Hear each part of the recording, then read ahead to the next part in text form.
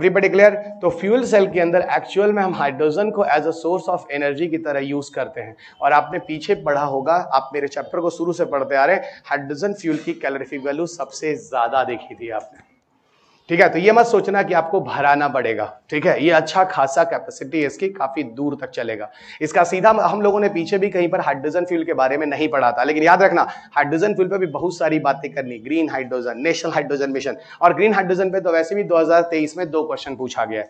अभी हम सिर्फ हाइड्रोजन फ्यूल को फ्यूल सेल के रेफरेंस में पढ़ रहे हैं, क्लियर? अभी हम हाइड्रोजन फ्यूल को अपने नेशनल हाइड्रोजन मिशन में पढ़ेंगे, ग्रीन हाइड्रोजन में पढ़ेंगे, पिंक हाइड्रोजन पढ़ेंगे, येलो हाइड्रोजन पढ़ेंगे, और कई चीजें और बताऊंगा, रुको अभी, ठीक है? अब समझ में आ गया हम लोग फ्यूल सेल को हाइड्रोजन फ्यूल सेल क्यों कहते हैं। Why?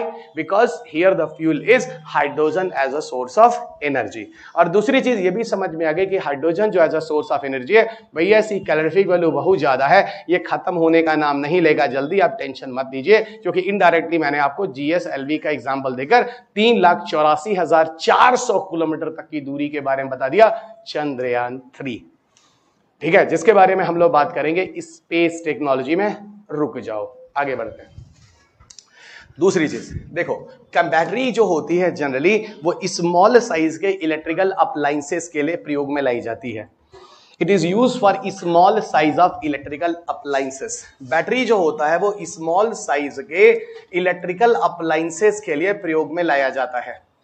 Small size of electrical appliances है ना, स्मॉल साइज के जो विद्युत उपकरण वगैरह होते हैं उनके लिए प्रयोग में लाया जाता है।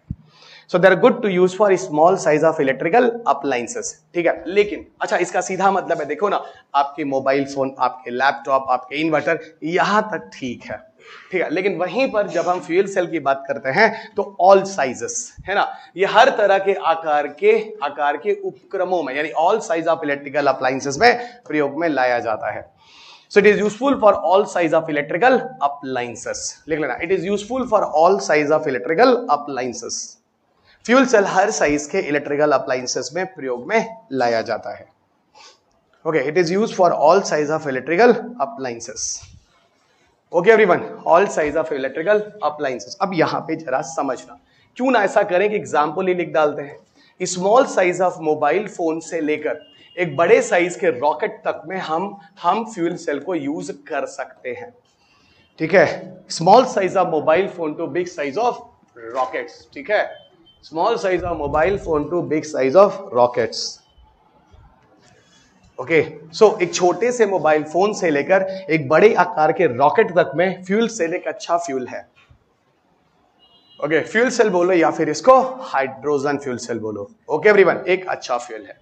आगे लिए चलते हैं आपको इसके आगे, ठीक है? बैटरी और फ्यूल सेल की तरफ। देखो, बैटरी में जो करंट होता है वो सबको पता है, कौन सा करंट बैटरी में जनरेट होता है? बहुत सही, यहाँ पे डीसी करंट जनरेट होता है, पीछे के लेक्चर में आपको बता चुका हूं। और फ्यूल सेल में कौन सा करंट होता है? आप गलत जानते हैं, यहां पे भी डीसी होता है, ठीक है ना? तो बैटरी में हो गया क्या? डीसी। फ्यूल सेल में हो गया क्या? डीसी। तो दोनों में हो गया क्या? डीसी। तो यहां पर आपको बच्चा मिल गया सिमिलैरिटी। क्या मिल गया? सिमिलैरिटी। दोनों जगह आपको मिल गया डीसी और डीसी। ये आपको हुआ बैटरी और फ्यूल सेल। अब सुनो, हम लोग बात करेंगे फ्यूल सेल कैसे काम करता है, यानी अगली हेडिंग है mechanism of fuel cell. Heading डालो, मैकेनिज्म ऑफ फ्यूल सेल।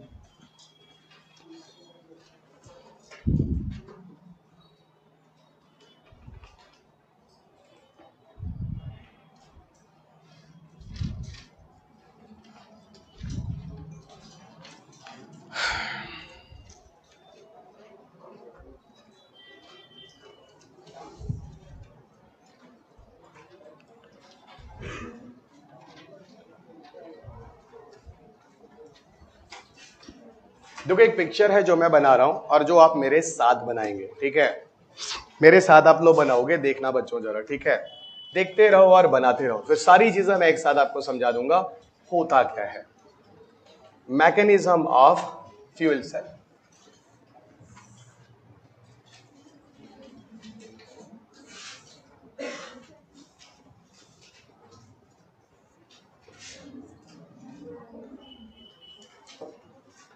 ये है जिसको हम कहते हैं एनएरोबिक चैम्बर। ये हो गया एनएरोबिक चैम्बर, ठीक है। इधर मैंने कह दिया देखो ये हो गया एरोबिक चैम्बर। देखो एनारोबिक चैम्बर का मतलब हो गया जिसमें ऑक्सीजन नहीं है, एरोबिक चैम्बर का मतलब है जिसमें ऑक्सीजन की एंट्री हो रही है, ठीक है। एक जिसमें ऑक्सीजन है, दूसरे में ऑक्सीजन नहीं है। यहां पर मैंने ले लिया, इस वाले जगह पे मैंने ले लिया एनोड को लगा दिया, ठीक है। यहां पर मैंने एक एनोड लगा दिया और यहां पर मैंने एक कैथोड लगा दिया। देखते जाना बच्चों, धीरे धीरे समझ में आ जाएगा। और इन एनोड और कैथोड को मैंने एक लोड से जोड़ दिया। लोड मतलब या तो पंखा लगा दो या बल्ब लगा दो, कुछ भी लगा दो। चलो मैंने बल्ब को लगा दिया, है ना। एक तरफ एनोड है एक चैम्बर की तरफ और दूसरे चैम्बर की तरफ बच्चों कैथोड है, ठीक है। अब सुनो, अब सुनो, इस चैम्बर में हमने क्या ले लिया, यहां पर हमने ले लिया, है ना, हाइड्रोजन फ्यूल को ले लिया। कहा? एनारोबिक चैम्बर में हमने ले लिया हाइड्रोजन फ्यूल को, एनारोबिक चैम्बर में हमने ले लिया हाइड्रोजन फ्यूल को, ठीक है। अब सुनो, सुनते रहो, बस धीरे धीरे हो क्या रहा है। इन दोनों के बीच वाला जो चैम्बर है, यहां पर एक केमिकल भरा रहता है जिसको टेक्निकल भाषा में हम लोग इलेक्ट्रोलाइट्स कहते हैं, इलेक्ट्रोलाइट्स कहते हैं। और कौन सा इलेक्ट्रोलाइट्स यूज किया जाता है, इसको हम कहते हैं प्लैटिनम। क्या बोलते हैं? प्लैटिनम्स। तो प्लैटिनम जैसे इलेक्ट्रोलाइट्स का यूज यहां पर किया जाता है, ठीक है। जैसे जैसे दिख रहा है वैसे वैसे बनाते रहना साथ साथ, ठीक है। इलेक्ट्रोलाइट्स एक केमिकल प्लैटिनम की तरह इसके अंदर भरा रहता है। और एक चीज और बताना है बस, देखो यहां पर होता है एक मेम्ब्रेन, एक मेम्ब्रेन होता है जो सैंडविच होता है, मतलब इसी के बीच में दबा दबा होता है, फंसा फंसा होता है, ऐसे समझ लो सैंडविच मेम्ब्रेन होता है। जैसे नहीं सैंडविच में बीच में आपका आलू आलू और क्या कैसा पनीर वनीर डाल देते हैं, ठीक है, ऐसे ये सैंडविच की तरह बीच में होता है। इसका नाम होता है बच्चों प्रोटॉन। प्रोटॉन का मतलब होता है H+, H+ प्रोटॉन तो कहते हैं। यह है प्रोटॉन एक्सचेंज मेम्ब्रेन, यह है प्रोटॉन एक्सचेंज मेम्ब्रेन। ये हो गया प्रोटॉन एक्सचेंज मेम्ब्रेन, ओके। ये हो गया प्रोटॉन एक्सचेंज मेम्ब्रेन, ओके। ये है आपका पूरा का पूरा फ्यूल सेल का पिक्चर। अब इसमें मैं आपको दो तीन चीजें और समझाता हूं, सुनो। पहले मैं एक टर्म लिख रहा हूं जिसका नाम है इलेक्ट्रोलिसिस। क्या नाम है? इलेक्ट्रोलिसिस। पहले मैं ये समझाता हूं, ठीक है, पहले मैं ये समझाता हूं इलेक्ट्रोलिसिस क्या है, जरा समझो। पिक्चर को ठीक से दो तीन बार देख लो भाई, कहां पे क्या क्या चीजें हैं।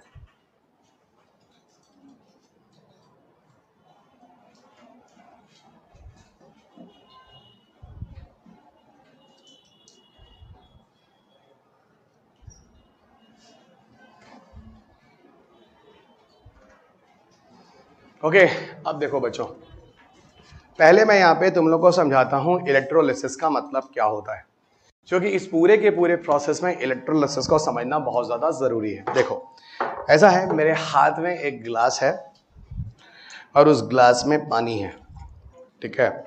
और ये आप में से हर स्टूडेंट्स मेरे हाथ में देख सकता है।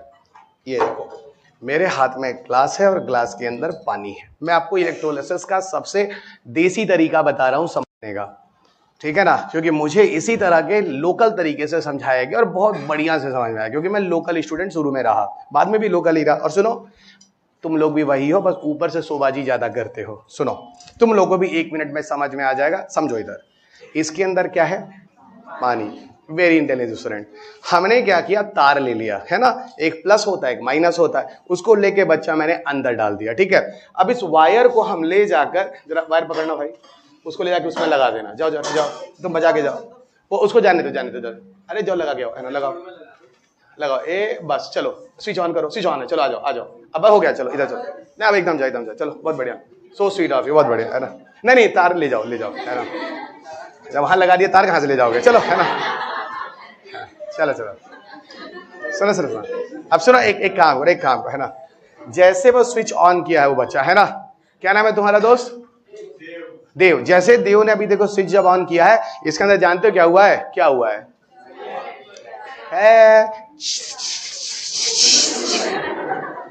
क्या हुआ है? क्या हुआ है? हाँ, अब समझो, ये जो चीज हुआ है ना, इसको जो तुम लोग बोले हो सही बोले, स्पार्किंग हुआ है। स्पार्किंग ना देसी भाषा में बोल रहे हैं, टेक्निकल भाषा में ये बोला जाता है बच्चा इलेक्ट्रोलिसिस हुआ है। अब जाके समझ में, अच्छा वो जो तार का जो करंट पानी में गया, जो स्पार्किंग हुई, वो टेक्निकल भाषा में इलेक्ट्रोलाइसिस और देसी भाषा में स्पार्किंग, ऐसे ही समझने के लिए। तो सर ये बताओ, जो स्पार्किंग हुई है जिसको हम इलेक्ट्रोलाइसिस कह रहे हैं, इसमें हुआ क्या है? हुआ ये है बच्चों, इधर देखो, जो वाटर मॉलिक्यूल है, जैसे ही इलेक्ट्रिक करंट मिला है, क्या मिला है? जैसे इलेक्ट्रिक करंट मिला, ये टूटा है H+ और इलेक्ट्रॉन माइनस में। ओहो, H+ और OH माइनस में। एक मिनट, H+ और OH माइनस में। अब कुछ लोग सोच रहे हैं सर ये तो हम लोग को 9th 10th में ऐसा कुछ पढ़ाया गया था। वाटर जब टूटता है तो H+ और OH माइनस में बदलता है, और इसको तोड़ने के लिए हमने क्या यूज किया? Electric current. और इस प्रोसेस को हमने क्या बोला? इलेक्ट्रोलिसिस। कितना खूबसूरत एग्जाम्पल मिला। ठीक है, अब सुनो, फिलहाल हमें समझना है क्या? Hydrogen fuel. क्यों? क्योंकि यहां पर कौन सा फ्यूल यूज हो रहा है, जल्दी बताओ? Hydrogen fuel. और हाइड्रोजन फ्यूल का इलेक्ट्रोलिसिस करने के लिए इसमें किसका यूज किया गया है? इलेक्ट्रोलाइट्स का। कौन सा इलेक्ट्रोलाइट यूज हुआ है? Generally platinum. अब सुनो प्रभु, उधर देखो, ये है हाइड्रोजन फ्यूल, है ना? यहां पर जैसे ही प्लेटिनम के संपर्क में आएगा हाइड्रोजन फ्यूल, मतलब इलेक्ट्रोलाइट्स के जब संपर्क में आएगा, हाइड्रोजन टूटेगा, 1 प्रोटॉन और 1 इलेक्ट्रॉन बनेगा। ये है रिएक्शन हाइड्रोजन फ्यूल की इलेक्ट्रोलिसिस का। तो सर आप ये कहना चाह रहे हैं जो हाइड्रोजन फ्यूल हम यूज करते हैं फ्यूल सेल में, पहले उसको इलेक्ट्रोलिसिस प्रोसेस से गुजारते हैं, जिस इलेक्ट्रोलिसिस प्रोसेस से गुजारने के लिए उसके अंदर प्लेटिनम को यूज किया जाता है, वो प्लेटिनम लगातार हाइड्रोजन फ्यूल को तोड़ता है, और अब क्या करता है? इधर देख लो, कहानी खत्म। ये इसको तोड़ता है बच्चों, ये इसको तोड़ता है, और तोड़कर इसको बनाता है H+ और इलेक्ट्रॉन माइनस। सुनो, ये इसको लगातार तोड़ता रहेगा, H+ इलेक्ट्रॉन बनता रहेगा, ये लगातार हाइड्रोजन फ्यूल तोड़ता रहेगा, प्रोटॉन इलेक्ट्रॉन बनता रहेगा। समझ में आ रहा है कि नहीं आ रहा है? और सुनो, जब ये प्रोटॉन बनेगा तो यहां पर इन दोनों के बीच में क्या है? प्रोटॉन एक्सचेंज मेम्ब्रेन है। ये प्रोटॉन एक्सचेंज मेम्ब्रेन इस प्रोटॉन को इधर एक्सचेंज करके इधर कर देगा। तो ये वाला जो प्रोटॉन है, देखते रहो बोर्ड, ये वाला जो प्रोटॉन है यहां से खत्म हो जाएगा, और ये वाला प्रोटॉन ऑक्सीजन से मिलकर क्या बनाएगा? वाटर। और वाटर ऐसे बाई प्रोडक्ट बाहर निकल जाएगा। इस पूरे प्रोसेस में हुआ तो हुआ क्या? इलेक्ट्रॉन बच गया, water as a byproduct निकल गया। कहानी समझ में आई कि नहीं आई? जब समझ में आता है तो चेहरे का एक्सप्रेशन क्यों नहीं बदलते हो? कुछ चेंज कर दिया करो, नहीं तो हमको कैसे समझ में आएगा? रुको अभी, और ध्यान लगाओ, अभी कहानी खत्म नहीं हुई है। इलेक्ट्रिसिटी अभी बल्ब नहीं जला, रुक जाओ अभी। जब बल्ब जल जाएगा तब कहेंगे हम लोग सक्सेस हो गए। रुक जाओ। अब बचाइए, देखो ये प्लेटिनम फिर हाइड्रोजन फ्यूल को तोड़ेगा। देखो टूटता रहेगा। अब क्या होगा? फिर प्रोटॉन बनेगा, एक और इलेक्ट्रॉन बनेगा। अच्छा, ये एनोड है, प्लस चार्ज है, ये माइनस और प्लस जुड़ जाएगा। समझ रहे हो नहीं समझ रहे हो? और जो प्लस वाला प्लस से जुड़ेगा नहीं, तो प्रोटॉन जो होगा खट से फिर प्रोटॉन एक्सचेंज में इधर कर देगा, प्रोटॉन फिर इधर आ गया, यहां का प्रोटॉन फिर खत्म, और ये प्रोटॉन फिर बच्चा यहां ऑक्सीजन से रिएक्ट करके वाटर मॉलिक्यूल से फिर बाहर निकल गया। इस पूरे प्रोसेस में क्या एक और आ गया? एक और इलेक्ट्रॉन इधर बढ़ गया। सर समझ गए? इसका सीधा मतलब है कि जब ये प्रोसेस चलता रहेगा, यहां इलेक्ट्रॉन बढ़ता रहेगा। समझ में आ रहा है? इसका सीधा मतलब इस पूरे प्रोसेस में इधर की तरफ इलेक्ट्रॉन का नंबर बढ़ रहा है कि नहीं बढ़ रहा है? इधर इलेक्ट्रॉन का संख्या लगातार बढ़ रहा है, इधर इलेक्ट्रॉन की संख्या में कोई चेंज हो नहीं रहा है, या तो कम है या तो नहीं है। अब इलेक्ट्रॉन इधर से इधर मूव करने लगेगा, इधर से इधर। और आप लोगों को याद होगा, अगर 9th 10th में साइंस पढ़े होंगे तो फिजिक्स की किताब में लिखा था इलेक्ट्रिसिटी वाले में कि भैया जिस डायरेक्शन में इलेक्ट्रॉन चलता है उसके अपोजिट डायरेक्शन में करंट चलता है, और अगर करंट चल गया तो बल्ब जल गया, और बल्ब जल गया तो बच्चा इलेक्ट्रिसिटी मिल गई, और अगर बल्ब छू लो तो गर्म है, हीट भी मिल गया। तो जब तक है हाइड्रोजन तब तक है इलेक्ट्रिसिटी। और सुनो, इसको कम मत आंकना, ये तुमको पहुंचा देगा चंद्रमा तक। नहीं समझ आया सर? आसान आसान, तुम लोग टेक्निकल चीज को देसी तरीके से समझ रहे हो, सब तुमको पता है। पूरे कोचिंग इंडस्ट्री में कोई छूता भी नहीं है। क्यों? क्योंकि तुमको कभी कोई पेपर दिखाया ही नहीं है। दिखा देगा तब उसकी मजबूरी हो जाएगी, उसको पढ़ाना पड़ेगा। और हमारे साथ क्या, पहले दिन आते पहले हाथ में फेंक देते हैं क्वेश्चन पेपर, अब पकड़ो, भागने ना पाए हम, चिड़िया उड़ ना हो जाए कि 18 दिन पढ़ने के बाद पता चला चिड़िया उड़ गई, हाथ ही में नहीं आई। तो गेम खेले नहीं खेले बचपन में? चिड़िया उड़ उड़ी रही है आज तक, छह अटेम्प्ट खत्म, उड़ी रही है अभी तक। अरे 25 अटेम्प्ट,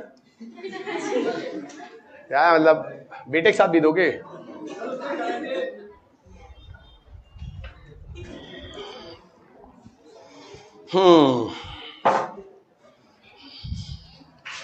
अब सुनो बच्चों, ये जो फ्यूल सेल है ना, अब इसको मैं माइक्रोबियल फ्यूल सेल बनाने जा रहा हूं। बहुत आसान है, सिर्फ 2 जगह चेंज कर दूंगा, फ्यूल सेल बन जाएगा माइक्रोबियल फ्यूल सेल। कितनी जगह चेंज करूंगा? सिर्फ 2 जगह, और फ्यूल सेल क्या बनने वाला है? Microbial fuel cell. अच्छा जरा एक नाम सोचो, माइक्रोबियल फ्यूल सेल, यानी ऐसा फ्यूल सेल जहां पे माइक्रो ऑर्गेनिज्म का यूज हो रहा है। माइक्रोनिज्म वो होते हैं जिनको हम लोग नेकेड आई से नहीं देख सकते। सब देखो बायोगैस, बायो टॉयलेट के सामने होता है, ठीक है? अच्छा अब देखो ऐसा है, इसमें हम कुछ चेंज करने के पहले एक चीज बताना चाहते हैं। इधर देखो, ऐसा है, हम ले लिए organic waste. Sir organic waste आप पीछे हम लोग को बायोगैस में अच्छे से बताए थे, और यहां तक कि सर आप बोले थे कि हम लोग भी हैं, लेकिन सर अच्छा वाला एग्जांपल दीजिए, हम लोग नहीं रहेंगे, ठीक है? चलिएगा, ऐसा है, सीवेज वाटर ले लो, भरा है ऑर्गेनिक वेस्ट की नहीं? जल्दी बोलो हाँ भरा हुआ है, ले लो। अब उस सीवेज वाटर गंदा वाटर प्यूरिफिकेशन प्लांट ले लो, जहां पे पानी को साफ करना है। मतलब पानी के अंदर ऑर्गेनिक वेस्ट इंप्योरिटी है, ठीक है? वहां पे बच्चा अगर एक बात बताओ, हम माइक्रो ऑर्गेनिजम्स को कुछ देखें, कुछ बैक्टीरिया उटीरिया है जो वैज्ञानिकों ने ढूंढा है, ठीक है? कुछ ऐसे बैक्टीरियाज वगैरह है, माइक्रो ऑर्गेनिज्म है, जो क्या करते हैं, ऑर्गेनिक वेस्ट को तोड़ तोड़ के अंत में जाकर एक प्रोटॉन और एक इलेक्ट्रॉन बनाते हैं। सर आप ये कह रहे हैं कि पीछे ये प्रोटॉन और इलेक्ट्रॉन बनाने का काम प्लेटिनम ने किया था, क्योंकि यहां पर फ्यूल क्या था? हाइड्रोजन। अब आप कर रहे हैं कि प्लेटिनम की जगह एक बैक्टीरिया है जिसको हम लोग कह रहे हैं कैटलिस्ट, और हाइड्रोजन की जगह रख दिए ऑर्गेनिक वेस्ट। जो काम प्लेटिनम ने हाइड्रोजन फ्यूल के लिए किया था, वो काम कुछ बैक्टीरिया से कैटलिस्ट ऑर्गेनिक वेस्ट के लिए कर रहे हैं, और अंत में तोड़ के अंत में क्या बना? हाइड्रोजन और एक प्रोटॉन और एक इलेक्ट्रॉन। H+ को हम लोग क्या कहते हैं? H+ को क्या कहते हैं? सब लोग कॉन्फिडेंस से बोलो, ठीक है? अब देखो ऐसा है, ये चीज आपको समझ में आ गया, ठीक है? तो इस इक्वेशन को पहले लिख लो। अब इसी इक्वेशन को लेकर हम लोग माइक्रोबियल फ्यूल सेल बता देते हैं। करना कुछ नहीं है, इस इक्वेशन को लिखकर, इस इक्वेशन को उठाकर फ्यूल सेल के अंदर चुपचाप, गांव में कहते हैं ना, गांव जाते हैं, टीप दीजिए, उठा के उस जगह पर रख दीजिए, अपने आप माइक्रोबियल फ्यूल सेल हो जाएगा, ठीक है? नहीं समझ आ रहा है? आ रहा है? अच्छा अब सुनो, इस बैक्टीरिया को हम लोग कह सकते हैं बच्चों हाइड्रोजन बनाने वाला बैक्टीरिया, ऑर्गेनिक वेस्ट को तोड़कर हाइड्रोजन बनाने वाला। तो एक काम करो, हम लोग ऐसे नाम यूज करते हैं, हाइड्रोजिनेटिंग बैक्टीरिया, यानी ऐसा बैक्टीरिया जो हाइड्रोजन प्रोड्यूस करता है। तो हाइड्रोजन प्रोड्यूस करने वाले बैक्टीरिया को क्या बोलोगे? हाइड्रोजिनेटिंग बैक्टीरिया, ठीक है? हाइड्रोजिनेटिंग बैक्टीरिया, ठीक है? अब हम तुम लोगों को लिए चलते हैं बच्चों फ्यूल सेल की तरफ, और सुनो, सिर्फ 2 जगह मैं चेंज करूंगा और ये बन जाएगा माइक्रोबियल फ्यूल सेल। और आज तुम लोगों को, आज के लेक्चर में एक चीज तुम लोग को अभी दिख जाएगा, तुम्हारा 2023 का क्वेश्चन। अब सोच रहे सर कौन सा 2023 वाला क्वेश्चन? माइक्रो ऑर्गेनिज्म का यूज फ्यूल के प्रोडक्शन के लिए होता है, माइक्रो ऑर्गेनिजम्स का उपयोग फ्यूल के प्रोडक्शन के लिए होता है। और सर कल भी जब पीछे वाला जो लेक्चर आप पढ़ाए थे उसमें बताए थे बायोगैस में भी बैक्टीरिया की मदद से मीथेन का फॉर्मेशन हुआ था। तो यूपीएससी 2023 के मेंस का 2 एग्जाम्पल तो आप दे दिए, अभी दूसरा देने जा रहा है। पहला आप पिछले लेक्चर में बायोगैस में बताए थे, बोलो हाँ। अच्छा अब सुनो, इधर आओ बच्चों, हम आते हैं पीछे की तरफ और सुनो, एकदम stop writing and see here, कुछ नहीं, अंत में फोटो खींच लेना। देखो इस हाइड्रोजन फ्यूल की जगह हमने दिया काट और लिख दिया बच्चा यहां पर ऑर्गेनिक वेस्ट, है ना, ले लिया हमने sewage waste, water treatment plant, कोई भी ऑर्गेनिक वेस्ट है। और बच्चों यहां हमने ले लिया प्रभु इसकी जगह चुपचाप बैक्टीरिया, और बैक्टीरिया का मतलब हो गया क्या, कैटलिस्ट। यहां ले लिया क्या, कैटलिस्ट। अब क्या करेगा, कुछ नहीं, बैक्टीरिया जाएगा, ऑर्गेनिक वेस्ट तोड़ेगा, H+ और इलेक्ट्रॉन बनाएगा, ये लगातार ये करता रहेगा, प्रोटॉन उधर जाता रहेगा, इलेक्ट्रॉन यहां बसता रहेगा, फिर वही इलेक्ट्रॉन इधर फ्लो कर जाएगा, करंट उधर चला जाएगा, बल्ब ऑन हो जाएगा, सब कुछ वैसा ही होने वाला है। और माइक्रो ऑर्गेनिजम्स की मदद से पूरा फ्यूल सेल काम करेगा, यही है माइक्रोबियल फ्यूल सेल। बताओ यूपीएससी मेंस पीटी 2012 का क्वेश्चन 2023 में 11 साल बाद मेंस में आया, फिर भी लोग इसको करंट अफेयर्स बोलते हैं। 11 साल बाद बकलोले हैं सब।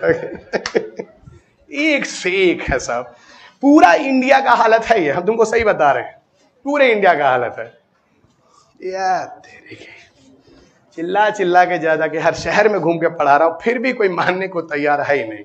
20 साल हो गए फिर भी कोई नहीं। चलो तुम ना मानो, लेकिन हम यही पढ़ाएंगे और हम यही ऐसे बोलेंगे तुम लोगों को, ताकि चुभे कुछ लोगों को। अच्छा क्लियर, बहुत बढ़िया बहुत बढ़िया। अब बच्चों देखो, हम लोगों ने फ्यूल सेल पढ़ लिया, ठीक है, हम लोगों ने फ्यूल सेल पढ़ लिया, हम लोगों ने माइक्रोबियल फ्यूल सेल पढ़ लिया। अगला कंसेप्ट मिसलेनियस एनर्जी में हम किधर की तरफ जाएंगे, बायोमास गैसिफिकेशन।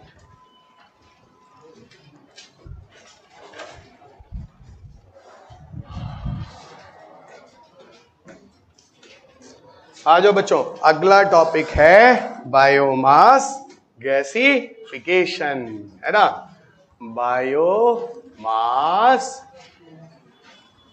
गैसिफिकेशन।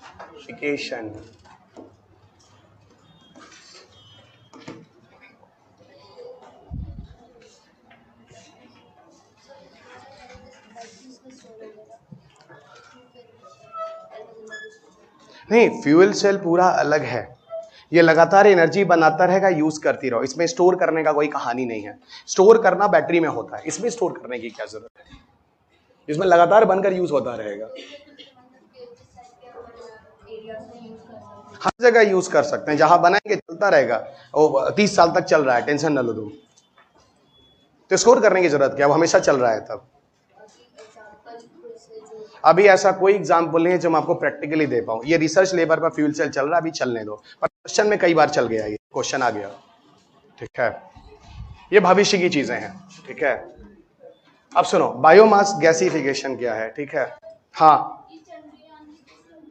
चंद्रयान में बच्चा हम फ्यूल सेल नहीं रखे हैं, चंद्रयान में फ्यूल सेल वाला फ्यूल हाइड्रोजन रखे हैं, उसको क्रायोजेनिक इंजन वाला हाइड्रोजन रखे हैं, वो फ्यूल सेल नहीं है, वो दूसरे तरीके से काम करेगा, अभी तुम छोड़ दो। हम ये बता रहे हैं कि फ्यूल सेल वाला हाइड्रोजन फ्यूल सेल में भी है, और हाइड्रोजन फ्यूल एक इंजन क्रायोजेनिक में भी है। मतलब हाइड्रोजन की इतनी एनर्जी है, ठीक है ना, हाइड्रोजन को कई तरीके से अलग अलग तरीके से यूज कर सकते हैं, वो अभी और आगे क्लियर हो जाएगा। अभी मैं तुमको green hydrogen, pink hydrogen, blue hydrogen, yellow hydrogen, ये सब भी बताऊंगा, रुको अभी।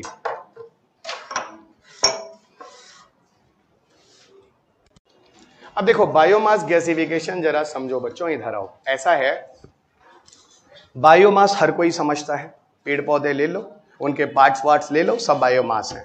चलो लगे हाथ तो हम कुछ एग्जांपल्स लिख देते हैं, जो मुझे फोकस करना है इस पूरे कंसेप्ट को समझाने के लिए, क्योंकि उसी कंसेप्ट को देखकर यूपीएससी इस पर बार बार क्वेश्चन पूछा। 13 साल में 4 क्वेश्चन इस पर आ चुका है, 3 से 4 क्वेश्चन आ चुका है, ठीक है। हर बार आप करंट अफेयर्स बोले हैं, आगे भी आएगा 13 साल में 3-4 क्वेश्चन, फिर आप करंट बोलेंगे, मुझे पता है, लेकिन फिर भी मैं पढ़ाऊंगा, ठीक है। 10 साल बाद भी ये क्वेश्चन आएगा, आज ही पढ़ लो।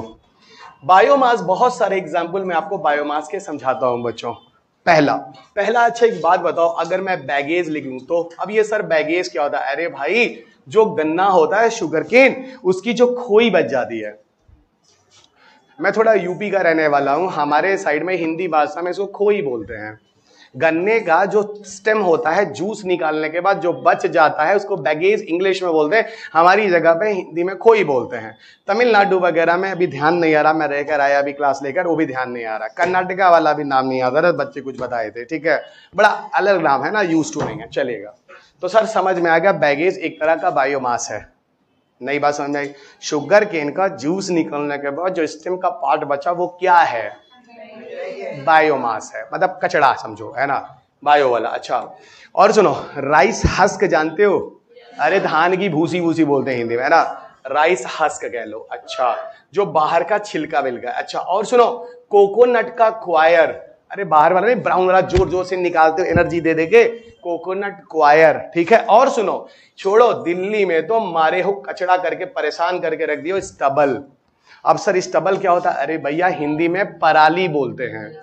अरे तुम्हारे पेपर में इन्वायरमेंट का पराली पॉल्यूशन तो यूपीएससी मेंस का क्वेश्चन है, आज से 4-5 साल पहले इन्वायरमेंट का क्वेश्चन पूछा गया स्टबल बर्निंग से, ठीक है। और छोड़ो स्टबल बर्निंग का, तो 2022 में पीटी में क्वेश्चन पूछा गया है कि बायोमास के जलने से कौन कौन सा पॉल्यूशन निकलता है, और पॉल्यूशन में वो CO2 NOx नाम नहीं दिए थे, वो सब मीथेन और ओजोन टाइप का एग्जाम्पल दिए थे जो आपके सर के ऊपर था। आप वो सब एग्जाम्पल पढ़ते ही नहीं है। किताब पढ़िएगा इन्वायरमेंट वाली, आपको कोई रिकमेंड करे या ना करे, चुपचाप वही पढ़िएगा, हम साफ साफ बोल रहे हैं, नहीं तो आप जानिए आपकी किस्मत। और सुनो, और क्या, ऐसे बहुत सारे बायोमास, अब नाम लिखेंगे अब 1 घंटा, समझ जाइए, 2-4 आपको बता दिया, चलिएगा।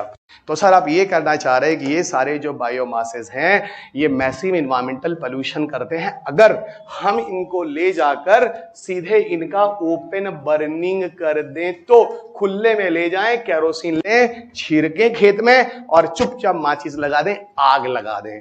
इसको हम कहते हैं ओपन बर्निंग, खुल्लम खुल्ला जलना। और ऐसे केस में massive and massive environmental pollution होता है। और स्टबल का तो हम तुमको एक लाइन में और बता देते हैं। विंटर का जब टाइम आता है ना, जब दिवाली वाला टाइम आता है, इधर होते हैं पटाखे और उधर होते हैं पराली, दोनों मिलकर दिल्ली का कर देते हैं नाक बंद। सुबह लोग चलते हैं, टहलते हैं, हार्ट अटैक हो जाता है, कार्डियक स्ट्रोक होता है, भगवान को प्यारे हो जाते हैं। इस लेवल पर स्मॉग की कंडीशन दिल्ली में बढ़ चुकी होती है। और हम भी सोचते हैं दिल्ली में क्यों है, तो हम भी कोशिश करते हैं कि विंटर में दिल्ली से निकलने बाहर ही बाहर क्लास लें, जहां बाहर में पोल्यूशन नहीं है।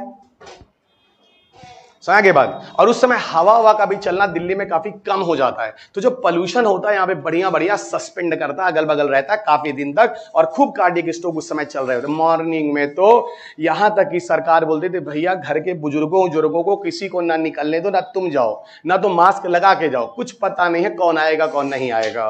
कार्डियक स्ट्रोक के केसेस बहुत कॉमन हो जाते हैं, क्योंकि सुबह के समय बच्चा होता है फॉग, और स्मोक के साथ फॉग मिलकर बनाता है स्मॉग, और स्मॉग होता है एक तरह का सेकेंडरी पॉल्यूटेंट। पढ़ना पॉल्यूशन वाले चैप्टर में 14वें चैप्टर में जा घुसना, प्राइमरी सेकेंडरी पॉल्यूटेंट में ट्रोपोस्फेरिक ओजोन, परस्टिल स्टिल नाइट्रेट, ये सब बहुत बढ़िया से लिखा है। 10 भी आपका इन्वायरमेंट का क्वेश्चन हम साफ साफ बता रहे हैं, पढ़ो ना जानो तुम्हारी किस्मत, हम तो सब लिख दिए किताबों में बढ़िया से। अच्छा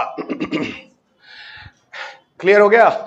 ये है बच्चा डायरेक्ट बर्निंग। अब सुनो, डायरेक्ट बर्निंग बहुत खतरनाक है, ठीक है ना। यही सब। पराली क्या होती है, स्टबल क्या होता है? स्टबल क्या होता है बच्चा, जो खेत वेत में जब पेड़ पौधा निकल के सीरियल उरियल निकालने के बाद जो बच जाता है, उसको उसके बाद जो वहां बच जाता है ना, वो सब उसका वेस्ट है, उसी को स्टबल कहते हैं। जो नहीं ऊपर की चीज निकाले, जो खूटी बच जाती है, उसको स्टबल कहा जाता है। अब क्या किया जाए उसका? अब उसके लिए यही होता है, किसान सोचता है कि हम जाके फिजिकल वर्क करके उखाड़े, कौन इतना समय लगाए, इतनी मेहनत करे, तो जाता है रात में धीरे से, अर्ली मॉर्निंग के समय, बहुत और पहले अंधेरे के टाइम में जाके धीरे से केरोसिन डाल देता है, और केरोसिन डालने के बाद पूरे खेत में आग लगा देता है। सो रात में धुआं रात में मिल जाता है, किसी को पता ही नहीं चलता है, और सुबह होते होते दिखता है कि खेत जला हुआ है, और खेत जो है पूरी तरह से वेस्ट से मुक्त हो गया है, क्योंकि चीज जल गई ना, और उसका पूरा धुआं ऊपर उठ के चारों तरफ से, चाहे इधर पंजाब हो, इधर हरियाणा हो, और इधर से वेस्टर्न यूपी हो, तीनों के बीच में पड़ता है दिल्ली। तीनों का धुआं आता है दिल्ली में, और दिल्ली पूरी तरह से विंटर में हो जाता है धुआं के साथ फॉग मिलकर स्मॉग, और पूरा चोक्ड हो जाता है। और इसीलिए हमारा दिल्ली जो है दुनिया में सबसे ज्यादा पोल्यूटेड कैपिटल की लिस्ट में हमारा दिल्ली एक रिकॉर्ड बनाया है। पिछले 7 साल से लगातार हम नंबर 1 पर हैं। प्राउड ऑफ यू बच्चों, है ना, प्राउड ऑफ यू, ठीक है। तो पिछले 7 साल से भारत नंबर 1 पर, भारत का एक कैपिटल, पूरी दुनिया का एक कैपिटल है जो सबसे ज्यादा हाईली पॉल्यूटेड कैपिटल है, उसका नाम है दिल्ली। मत जाओ दिल्ली, मत जाओ, लिटरली बता रहा हूं। अब सुनो, घर बैठो हम लोग आ ही रहे हैं ऑनलाइन लेके, समझ रहे हैं, और बाकी कर करके आ ही गए हैं। चलो अब सुनो और सुनो, आगे बढ़े। तो समझ में आ गया सर, ओपन बर्निंग से भयंकर वाला पोल्यूशन होता है जो कि बड़ा खतरनाक है।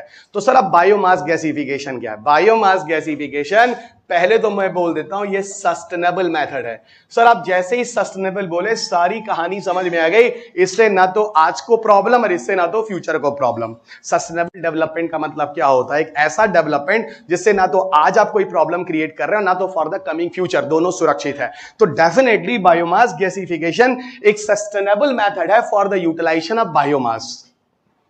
नहीं समझ में आ रही बात? It is a sustainable method, पहले तो यही हम लिखा देते हैं, ये एक सस्टेनेबल मेथड है बायोमास के उपयोग में लाने के लिए, ठीक है। It is a sustainable method for the utilization of biomass.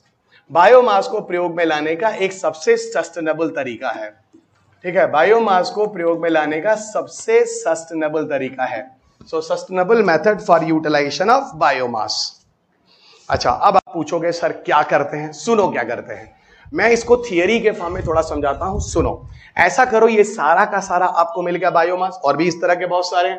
आप एक काम करो, इन बायोमास को, है ना, बायोमास को हम लोग क्या करेंगे, एक क्लोज कंटेनर के अंदर ले लेंगे। कहां लेंगे? क्लोज्ड कंटेनर के अंदर। अब अगर कंटेनर पूरी तरह से बंद होगा, इसका सीधा मतलब है कि अंदर ऑक्सीजन एब्सेंट है। अरे भाई, अगर कंटेनर बंद है तो अंदर कुछ गैस जा ही नहीं रहा है ना, और उस कंटेनर के अंदर क्या रखे हो? बायोमास। अभी समझ जाओगे। और क्लोज कंटेनर के अंदर मतलब एब्सेंस ऑफ ऑक्सीजन में, है ना, एब्सेंस ऑफ ऑक्सीजन में हम क्या कर रहे हैं, उस कंटेनर को बहुत ज्यादा, कितना? बहुत, सी मेरा एक्सप्रेशन देखो, बहुत ज्यादा, है ना, सुनो, बहुत ज्यादा टेम्परेचर है ना, तो burning at very high temperature, देखो अभी, burning at very high temperature. बच्चा, burning at very high temperature को हम लोग कहते हैं पायरोलिसिस प्रोसेस से गुजारते हैं। देखो, पायरो का मतलब होता है हाई टेम्परेचर, लिसिस का मतलब होता है ब्रेकडाउन होना। तो हाई टेम्परेचर के ब्रेकडाउन होने को टेक्निकल भाषा में क्या बोलोगे? Pyrolysis process. तो सर आप ये कह रहे हैं कि हम बायोमास, जो भी बहुत सारा बोले, उस बायोमास को एक क्लोज कंटेनर में लेकर बहुत ज्यादा हाई टेम्परेचर पर जलाते हैं, उस प्रोसेस को पायरोलिसिस कहते हैं। और इस पूरे प्रोसेस में करने के बाद जो चीज रिजल्ट आता है भैया, वो कमाल की चीज होती है, ठीक है। इतनी कमाल की चीज होती है, वो एक स्माइली बनता है, बहुत प्यारा वाला, ठीक है। ये 2 दांत भी निकला है। इसका रिजल्ट मैं आपको पूरे प्रोसेस में बताता हूं। नहीं समझ में आई बात? इसका प्रोसेस मैं आपको अभी थोड़ी देर बाद समझाता हूं कैसे होता है, लेकिन ये चीज जरूर समझ में आ गई। इस पूरे प्रोसेस में क्या करते हैं, हम किसी बायोमास को किसी कंटेनर के अंदर लेकर, है ना, एकदम कंटेनर बंद है, उसके अंदर बायोमास पड़ा है, बाहर से उसको बहुत ज्यादा टेम्परेचर पे आग लगाते हैं, जलाते हैं, कंटेनर के अंदर चीज सूखती है, अंदर जलती है, नहीं सब कुछ क्लोज कंटेनर के अंदर। और इस पूरे प्रोसेस को हम कहते हैं बायोमास गैसिफिकेशन। इसमें कोई ऐसा धुआं नहीं है जो खुले खुल्लम निकले और जाके पूरा आप लोगों का दम घोटे, ठीक है। अब इस चीज को मैं आपको समझाता हूं, ये प्रोसेस कैसे होता है। खेत को कैसे ढकेंगे? अरे खेत में नहीं कर रहे हैं, हम कह रहे हैं तुम्हारा खेत जो है उसको काट के हमको दे दो, हम तुमको अभी बिजली दे देंगे। जो बचा हुआ है उसको कैसे काटेंगे? अरे ले आओ ना काट के, नहीं काटोगे तो सरकार जाएगी मशीन से काट के ले आएगी। एक गेहूं काट दिया, उसके नीचे का बचा वो नहीं काट पाया, इसलिए नहीं काटा, फिर कैसे काटेगा?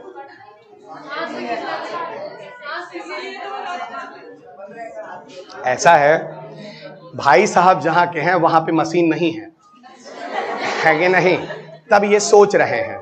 बहुत सारी ऐसी मशीनें हैं जो उखाड़ देंगी। ऐसा है, ये कोई डिस्कशन का टॉपिक नहीं, कैसे उखाड़ेंगे। यूपीएससी ये पूछेगा कि 30 एंगल से निकालने की, 60 पे निकालने की, 90 पे निकालें, ये कोई क्वेश्चन है? एक से एक टॉपिक पे बहस हो रही है, कोई लॉजिक नहीं है। ये बात समझ में आया कि नहीं आया? अजीब हालत है ना। अब इसी पे 5 मिनट डिस्कशन होगा कि कैसे निकाला जाए, और फिर यूपीएससी का आंसर होगा कि इस टबल को कैसे उखाड़ेंगे। 30 डिग्री पे मशीन से, 60 डिग्री पे हाथ से, 90 डिग्री पे रस्सा बांध के कुछ भी रुको अभी, मतलब रुको अभी, ठीक है, रस्सा बांध के निकालेंगे। इधर आओ, निकलेगा निकलेगा, जैसे निकलेगा देखा जाएगा, ले आओ। जरूरी है सब स्टेबल हो, कोकोनट क्वायर नहीं हो सकता है। तुम एकदम स्टेबल के पीछे पड़ गए हो। इतना सारा बायोमास हो, तुमको नहीं दिख रहा है। रुक जाओ एक मिनट, रुक जाओ एक मिनट है। इतना सारा बायोमास है, इनको नहीं दिख रहा है, ये नहीं दिख रहा है, ये नहीं यही उखाड़ेंगे, यही लाएंगे। हम तुम्हारी तरह इतने निगेटिव नहीं हैं। सबसे ज्यादा यही है तो हम यही उखाड़ेंगे, एक से एक।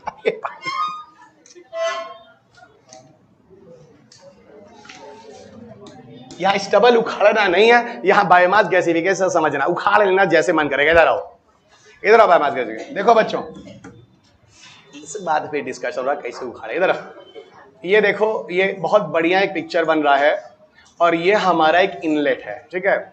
इस पिक्चर में आपको बहुत सारी चीजें मिलने, बनाते रहेगा साथ, है ना, और ना बन पाए तो लास्ट में फोटो तो ये खींच लीजिएगा, ठीक है। हम साथ साथ बोलते रहेंगे, चुपचाप सुनते रहे, कोई बातचीत करेगा नहीं, मैं फेंक फाक दूंगा, बता रहा हूं। बहुत टेक्निकल चीज है, एकदम दिमाग लगाए यहाँ पे। ये इनलेट है, इनलेट है जहां से बायोमास अंदर जा रहा है, ठीक है। ये कंटेनर है, ये देखो ये कंटेनर है, और ये कंटेनर बच्चा पूरी तरह से बंद है ना, ये पूरी तरह से बंद है, एकदम क्लोज्ड है, एकदम क्लोज्ड कंटेनर है, एकदम ये देखो बंद है। और यहां पर एक ग्राइंडर मशीन लगा दी है, ग्राइंडर मशीन जो पीसेगा, ग्राइंड करना, ग्राइंडर मशीन लगा हुआ है, ठीक है। इसलिए अब मान लो कोई बायोमास आ रहा है, कोई बड़ा है, तो उसको छोटे छोटे टुकड़े में करते हैं। अब बताओ, ये लकड़ी का ये मेज है, टेबल है, डेस्क है, अब भाई इसका गुटका उटका नहीं निकलता होगा, लकड़ी का छोटा छोटा बड़ा बड़ा हार्ड हार्ड होगा, कुछ नहीं, उसको लो के बच्चा अंदर डाल के ग्राइंडर मशीन से उसको छोटे छोटे टुकड़े में कर दो। समझ में आ रहा है कि नहीं आ रहा है? छोटे टुकड़े कर दो। अब जब छोटे छोटे टुकड़ों में कर दोगे, यहाँ छोटे छोटे टुकड़ों में कर दोगे, यहां मैंने ले लिया बायोमास। क्या ले लिया? बायोमास, ठीक है, बायोमास। अब सुनो क्या होगा। अब हम क्या कर रहे हैं, इसको बहुत ज्यादा टेम्परेचर से जलाने जा रहे हैं। ये देखो, ये देखो, ये हम बच्चा बहुत ज्यादा टेम्परेचर से जला रहे हैं, ठीक है, हीट दे रहे हैं। अब क्या किया जाए, कुछ ना करो, एलपीजी ले लो। एलपीजी जानते हो? अरे एलपीजी सिलेंडर ले लो, ठीक है, और यहां पर इसको कर दो क्या? पायरोलिसिस। तो सर आप कहना क्या चाह रहे हैं? हम ये कहना चाह रहे हैं 400-500 डिग्री सेल्सियस टेम्परेचर में इस डब्बे को बाहर से गर्म करो। तो सर बात तो सही है, एक क्लोज्ड कंटेनर के अंदर। और एक बात और सुनो, यहां देखो, इधर देखो, कंटेनर जब क्लोज है तो कोई ऑक्सीजन तो अंदर आ नहीं रहा है, यानी सीधा मतलब है हम किसी क्लोज्ड कंटेनर के अंदर अधिक टेम्परेचर पर हम क्या कर रहे हैं, बायोमास को जला रहे हैं। अब क्या हुआ था, क्या हुआ था, आप लोग यहां देखो बच्चों, इसमें देखो क्या हुआ था। ये देखो, ये देखो, यहां हम क्या किए हैं, किसी बायोमास को किसी क्लोज्ड कंटेनर के अंदर एब्सेंस ऑफ ऑक्सीजन में बहुत ज्यादा टेम्परेचर पर जला रहे हैं। अब जरा इधर आओ, क्या वही हुआ है कि नहीं हुआ है? जो मैंने थियरी लिखाई थी, अब मैं उसको पिक्चर देके बना रहा हूं, कहीं पर कोई कंफ्यूजन नहीं होना चाहिए, ठीक है। अब सुनो, लेकिन सर यहां पे एलपीजी जला रहे हैं तो हम लोग एलपीजी फूंक रहे हैं? नहीं फूंक रहे हैं, अभी रुको, 5 मिनट दो, अभी हम बचा लेंगे, रुक जाओ थोड़ी देर अभी जलने दो, ठीक है।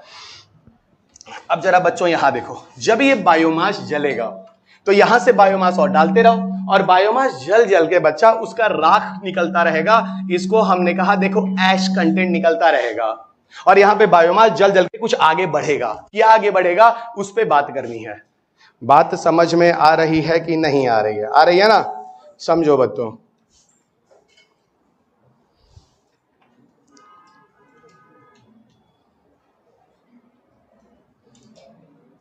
हाँ, ऑक्सीजन की एब्सेंस का मतलब यही है जो पिक्चर में दिखा हुआ है। अरे ऑक्सीजन के एब्सेंस में नहीं समझ में आ रहा कैसे जला? कंटेनर बंद है तो अंदर चीज ऑक्सीजन के एब्सेंस में जल रही है, बाहर से तो एलपीजी को ऑक्सीजन मिल ही रहा है जलने के लिए। कंफ्यूजन क्यों हो रहा है? जरा पिक्चर देखो, समझ में आ जाएगा। ये देखो, इसको बाहर से तो ऑक्सीजन है एलपीजी को जलाने के लिए, कंटेनर के अंदर ऑक्सीजन के एब्सेंस में जला, ये मैं कह रहा हूं, बता रहा हूं मैं, गला वला घोट दूंगा, बता रहा हूं मैं। पिक्चर ही बना दिया फिर भी नहीं ऑक्सीजन के, ये क्या लिखा, अंदर ऑक्सीजन नहीं है। ऐसे अंदर बायोमास ऑक्सीजन कैसे दे रहा है, बाहर एलपीजी को तो हवा, ये देखो ऑक्सीजन, इसको तो हवा मिल ही रहा है, देख लो, ये देख लो, इसको दिख रहा है।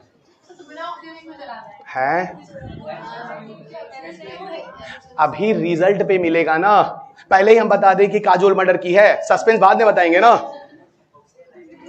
अब हम मूवी देखने जा रहे हैं, अब मूवी सस्पेंस वाली पहले ही बता दें। ओहो नहीं, हम ठीक से समझाएंगे, पहले रुको। हम छोटे पे मूवी देखने जा रहे थे, सुनो पहले, सुन ही लो। तो जब हम मूवी देखने जा रहे थे तो पहला दिन और गलती से मुझे पहला शो का टिकट नहीं मिला, ठीक है, मुझे मिला दूसरे शो का। और पहला शो मूवी का नाम था गुप्त। मेरा दोस्त जो थे 2-4 उनको मिल गया टिकट। वो सब पहला से एपिसोड देखकर आ रहे थे, पहला वाला। निकले, हमसे बोले रवि तुम लोग सब लोग कहां जा रहे हो? हम कहे यार हम लोग मूवी देखने जा रहे हैं। बोले कौन सा? हम कहे गुप्त। बोले जाओ जाओ काजोल मर्डर की है।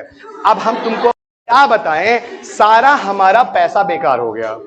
और हम लोग इतने खुराफाती दोस्त थे, चिल्ला चिल्ला के थिएटर में कह रहे देख लो जनता काजोल मर्डर की है। जब हम लोग का पैसा बर्बाद हो गया तो अब सबका बर्बाद करेंगे। बचपन में हम लोग इस तरह के गंदे धारा वाले थे, है कि हमारा गया सबका जाए। तो वही हम बता रहे हैं कि अगर ऐसी चीजें सस्पेंस पहले अगर बता देंगे तो इंटरेस्ट खत्म हो जाएगा। हम नहीं बताएंगे, चाहे जो करना हो कर लो। अभी क्लियर? हाँ, टीचर का काम यही नहीं होता आवे अरे भैया सब्जेक्ट में इंटरेस्ट भी दिलाओ, नहीं तो फिर जहां पे सब्जेक्ट था टफ और टफ बना रह गया। रुको, अभी कितना आसान लग रहा है, कभी सोचे तो फ्यूचर समझ जाओगे। ये देखो, बोलो हाँ, आ गया। ये फ्यूल सेल का तो नाम ही नहीं सुने थे, माइक्रोवेल बुझली को नाम भी आ गया, काम भी आ गया, यहां तक कि यूपीएससी का क्वेश्चन पेपर लग गया। रुकिए अभी, ठीक है,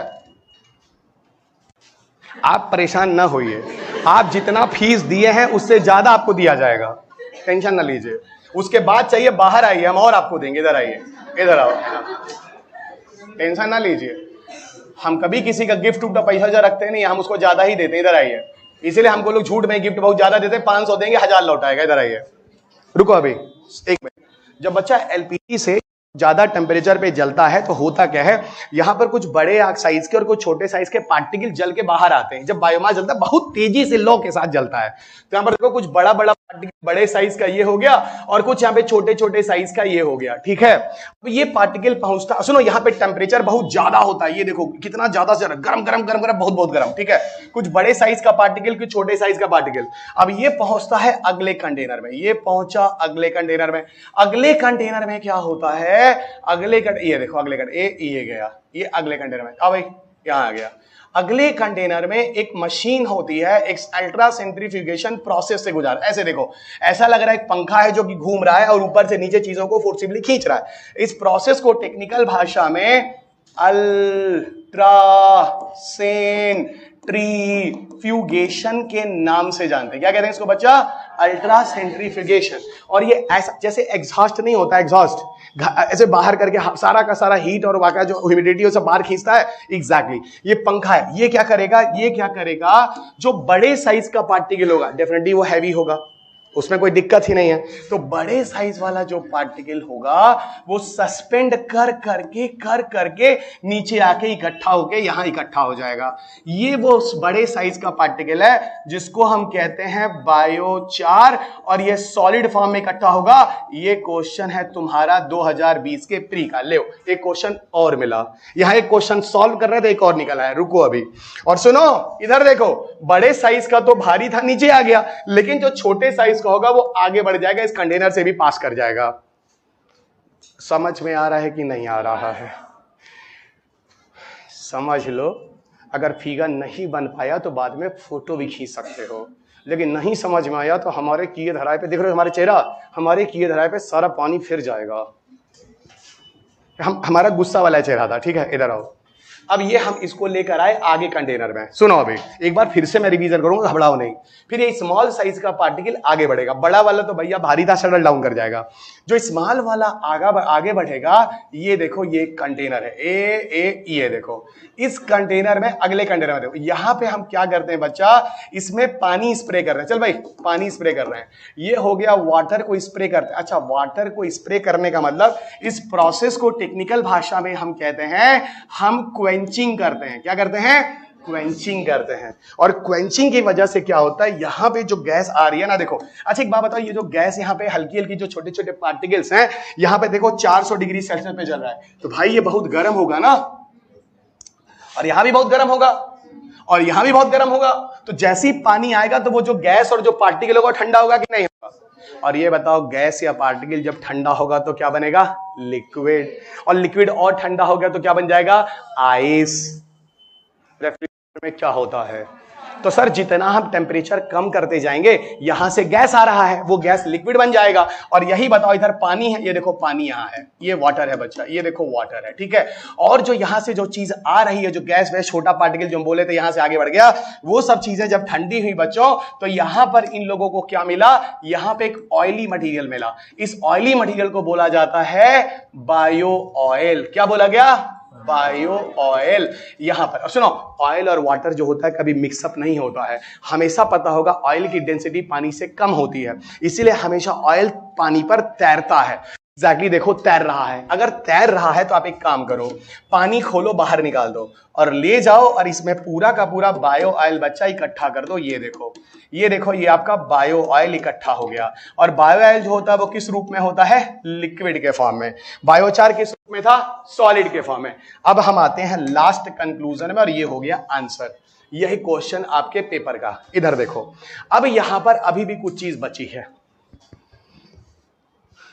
क्या बची है, यहां पे बच्चों मीथेन निकल रहा है। ओ माय गॉड, मीथेन आया। मीथेन तो सर हम सीएनजी की तरह यूज करते हैं। बस बस बस, यही सब तो क्वेश्चन है। कार्बन मोनोऑक्साइड आया, हाइड्रोजन आया, और सुनो इसके अलावा और भी चीजें आई। कार्बन मोनोऑक्साइड हाइड्रोजन को हम लोग मिलाकर, यूपीएससी का क्वेश्चन है, इसको हम लोग सिन गैस भी कहते हैं। सिन गैस का मतलब बच्चा सिंथेटिक गैस, वो गैस जो नेचुरल नहीं थी, इस पूरे प्रोसेस से होकर बनी है, इसलिए हम उसको नेचुरल गैस या सिंथेटिक गैस बोलेंगे, सिंथेटिक गैस। और सिंथेटिक गैस को शॉर्ट में क्या बोलेंगे, सिन गैस। रुको अभी, अब सुनो आंसर सुनो, क्योंकि आंसर अब समझना है। इसका सीधा मतलब है कि इस पूरे प्रोसेस में हो क्या रहा है। प्रोसेस है बहुत लेंदी प्रोसेस बायोमास गैसिफिकेशन का। बायोमास गैसिफिकेशन के प्रोसेस में हम लोग किस प्रक्रिया से उसको गुजार रहे हैं, पायरोलिसिस की प्रक्रिया से। और पायरोलिसिस की प्रक्रिया से गुजारने के बाद बीच में क्या क्या चीजें बन रही हैं, बायोचार बन रहा है, बायो ऑयल बन रहा है। इसका सीधा मतलब है कि बायोचार और बायो ऑयल इसके बाई प्रोडक्ट है जो बीच में बने हैं, और इसका जो एंड प्रोडक्ट बना है वो मीथेन है, वो सिन गैस है, और भी सारी गैसें हैं, और भी चीजें हैं। समझ में आई बात। अब इसके रिजल्ट में और सुनो, ये तो आपको बाई प्रोडक्ट मिला और ये आपको एंड प्रोडक्ट मिला। बाई प्रोडक्ट और एंड प्रोडक्ट का डिफरेंस समझ में आता है कि नहीं आता है। बाई जो बीच में आता गया, एंड जो अंत में आया है, ठीक है। सुनो बच्चों, इधर देखो, ये जो मीथेन है ना, इधर देखो, मीथेन कम मात्रा में नहीं है, बहुत ज्यादा बल्क में निकलता है। एक काम करो, थोड़ा सा मीथेन लाओ यहां, मीथेन लाओ यहां। अब इधर देखो, इस कंटेनर को ले जाके बाहर से जलाओ। क्यों, क्योंकि तुम लोगों को याद नहीं है, हम एलपीजी बर्बाद कर रहे थे, और मीथेन में भी जलने की एबिलिटी होती है कि नहीं, मीथेन जलता है। तो भैया मीथेन को लेके इस कंटेनर को बाहर से गर्म करो। पायरोलिसिस को भी करनी है, ज्यादा टेम्परेचर पे जलाना है, लेकिन अब पायरोलिसिस करने के लिए एलपीजी नहीं, मीथेन यूज करेंगे। इसका मतलब शुरुआत में थोड़ी देर तक एलपीजी यूज कर लो, जैसे मीथेन बनने लगा अब एलपीजी कोई जरूरत नहीं है। बात समझ में आ गई।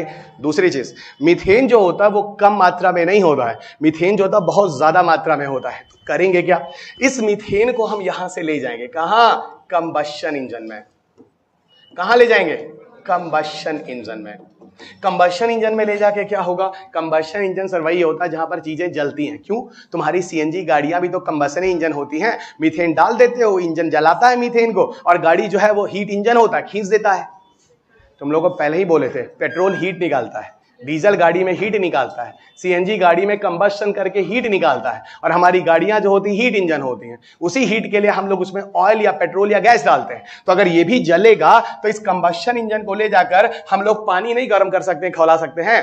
पानी गर्म करके खौला दिए तो क्या होगा सर, स्टीम निकलेगा, और स्टीम निकलेगा तो क्या होगा सर, आप पीछे कोयला समझाए थे, कोयले को जलाने से भी हीट आया था, हीट को पानी लेके खौलाए, पानी खौला, स्टीम निकला, स्टीम के प्रेशर से टरबाइन घुमाए, टरबाइन घुमा के मैकेनिकल एनर्जी आई, डायनेमो से जाके इलेक्ट्रिसिटी बनाए। तो सर यहां इतना बवाल मत लिखिए, सीधा लिखिए कंबशन इंजन से हीट जनरेट हुआ, और हीट बनने के बाद हम इससे ले जाके इलेक्ट्रिसिटी बनाए। गांव वालों को खुशी का ठिकाना नहीं है। जहां उनको पराली और क्वायर एक समस्या थी, वहां पराली और क्वायर उनके लिए वरदान है, उनके इलेक्ट्रिसिटी दे रहा है। और क्या चाहिए, बस वहां बायोमास गैसिफिकेशन का प्लांट लगा दीजिए।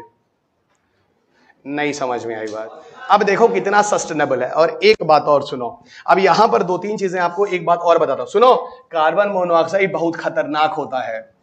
तो सर फिर तो ये अगर बाहर आया तो दिक्कत है। कहां बाहर आ रहा है, कोई खुले में पराली जल रही है क्या? खुले में जलता तब कहां से कंट्रोल कर पाते? यहां तो हर चीज एक कंट्रोल तरीके से निकल रहा है। यहां पर एक स्क्रबर लगा लो। स्क्रबर क्या होता है? ऐसे समझ लो देसी भाषा में एब्जॉर्बर।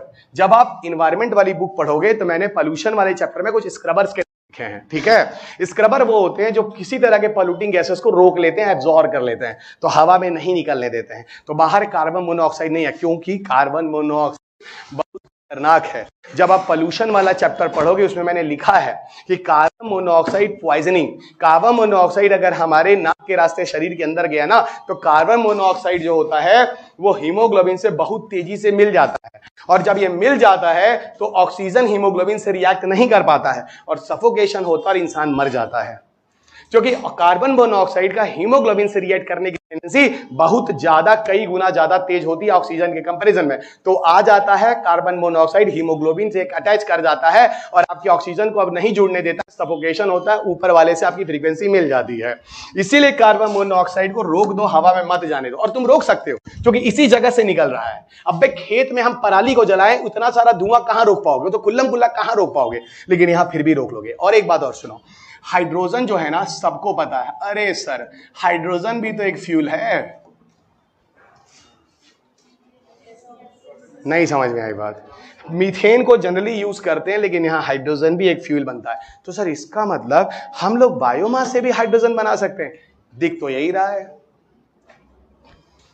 समझ में आई बात की नहीं? समझा ले गया हूं मैं।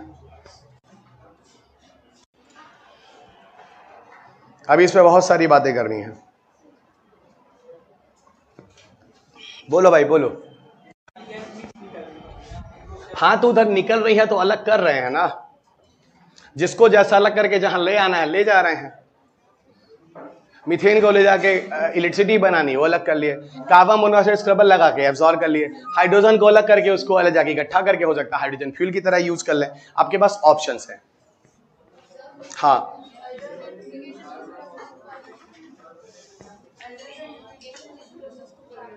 अल्ट्रा सेंट्रीफिकेशन प्रोसेस में एक मशीन जो होती है रोटेटर की तरह होती है जो घूमती है, उसको बोलते हैं अल्ट्रा सेंट्रीफिकेशन। बच्चा खुद एक नाम है प्रोसेस का, उसको क्या बोलेंगे? वो तो प्रोसेस का नाम है ना। पंखा की तरह ऐसे रोटेटरी फैन चलता है। अब तुम गूगल पे जाओ देखो, ऐसे मिल जाएगा बहुत तरह। मथनी चलाई हो जो लस्सी बनाते हैं, लस्सी नहीं पिए हो तुम लोग? उसमें क्या करते हैं? उसको जो मिलाते हैं वो एक अल्ट्रा सेंट्रीफिकेशन ही कर रहा है उसको। इससे पार्टिकल एक साइज के हो जाते हैं और फिर लस्सी टेस्टी हो जाती है। जब दही के जो पार्टिकल होते हैं एक ही साइज के सारे कण हो जाते हैं तो दही पानी में अच्छी तरह उसको दूध जो भी होता मिट जाता है और वो टेस्टी हो जाता है। हाँ तो ये जान लो हैवी पार्टिकल है वो नीचे सेटल कर जाते हैं, लाइट वाले का लेना देना नहीं, वो आगे बढ़ जाता है बस।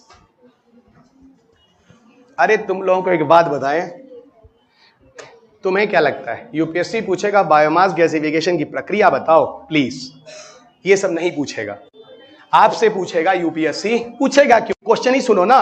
पायरोलिसिस प्रोसेस क्या होता है 2019 में? पायरोलिसिस प्रोसेस ऐसा प्रोसेस होता है जहां वेस्ट से हम एनर्जी बनाते हैं, यूपीएससी 2019।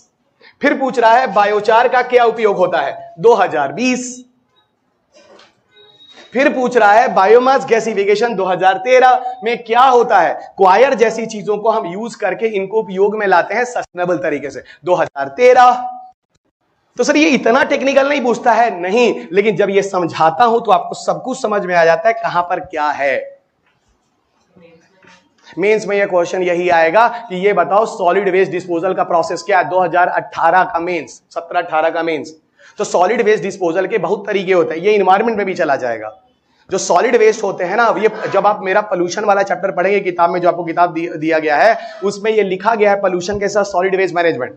सॉलिड वेस्ट को मैनेज करने का क्या तरीका है? एक तो पायरोलिसिस हो गया, एक पल्वराइजेशन हो गया, एक इंसिनरेशन हो गया। उसमें इन्वायरमेंट के 5-6 टॉपिक लिए गए हैं। तो यहां हमने वेस्ट को सस्टेनेबल तरीके से यूज कर लिया, क्योंकि जब गलत तरीके से कर रहे थे तो पूरा दिल्ली तड़प रहा था और पूरे देश में पोल्यूशन हो रहा था। नहीं समझ में आया? इस टॉपिक को आप कई जगह जोड़ेंगे, ये इन्वायरमेंट का भी टॉपिक है, ठीक है ना। एक सॉलिड वेस्ट डिस्पोजल का तरीका भी है।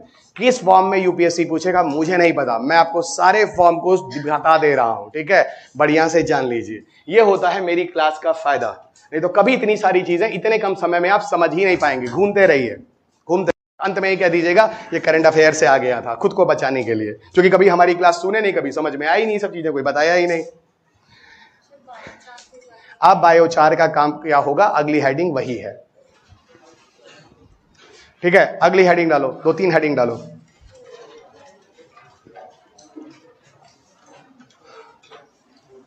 अरे सब बड़े प्यारे टॉपिक हैं, हमको खुद समझ में नहीं आता क्यों लोग तुम लोगों को नहीं बताते हैं।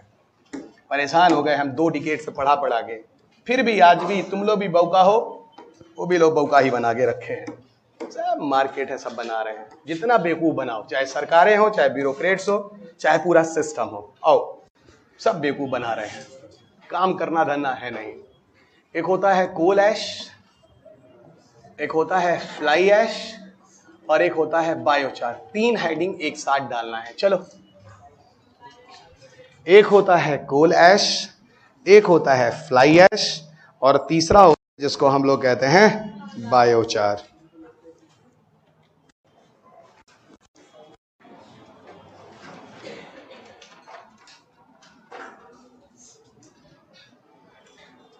ठीक है, ये 3 चीजें हैं जो यहां जाननी है। समझाता हूं ये तीनों चीजें क्या हैं। देखो बच्चों, जब कोल जलता है ना, कोल जलता है तो कोल के जलने के बाद कोल ऐश आता है। और कैसे कोल ऐश आता है ये हम आपको कोल में बताए थे।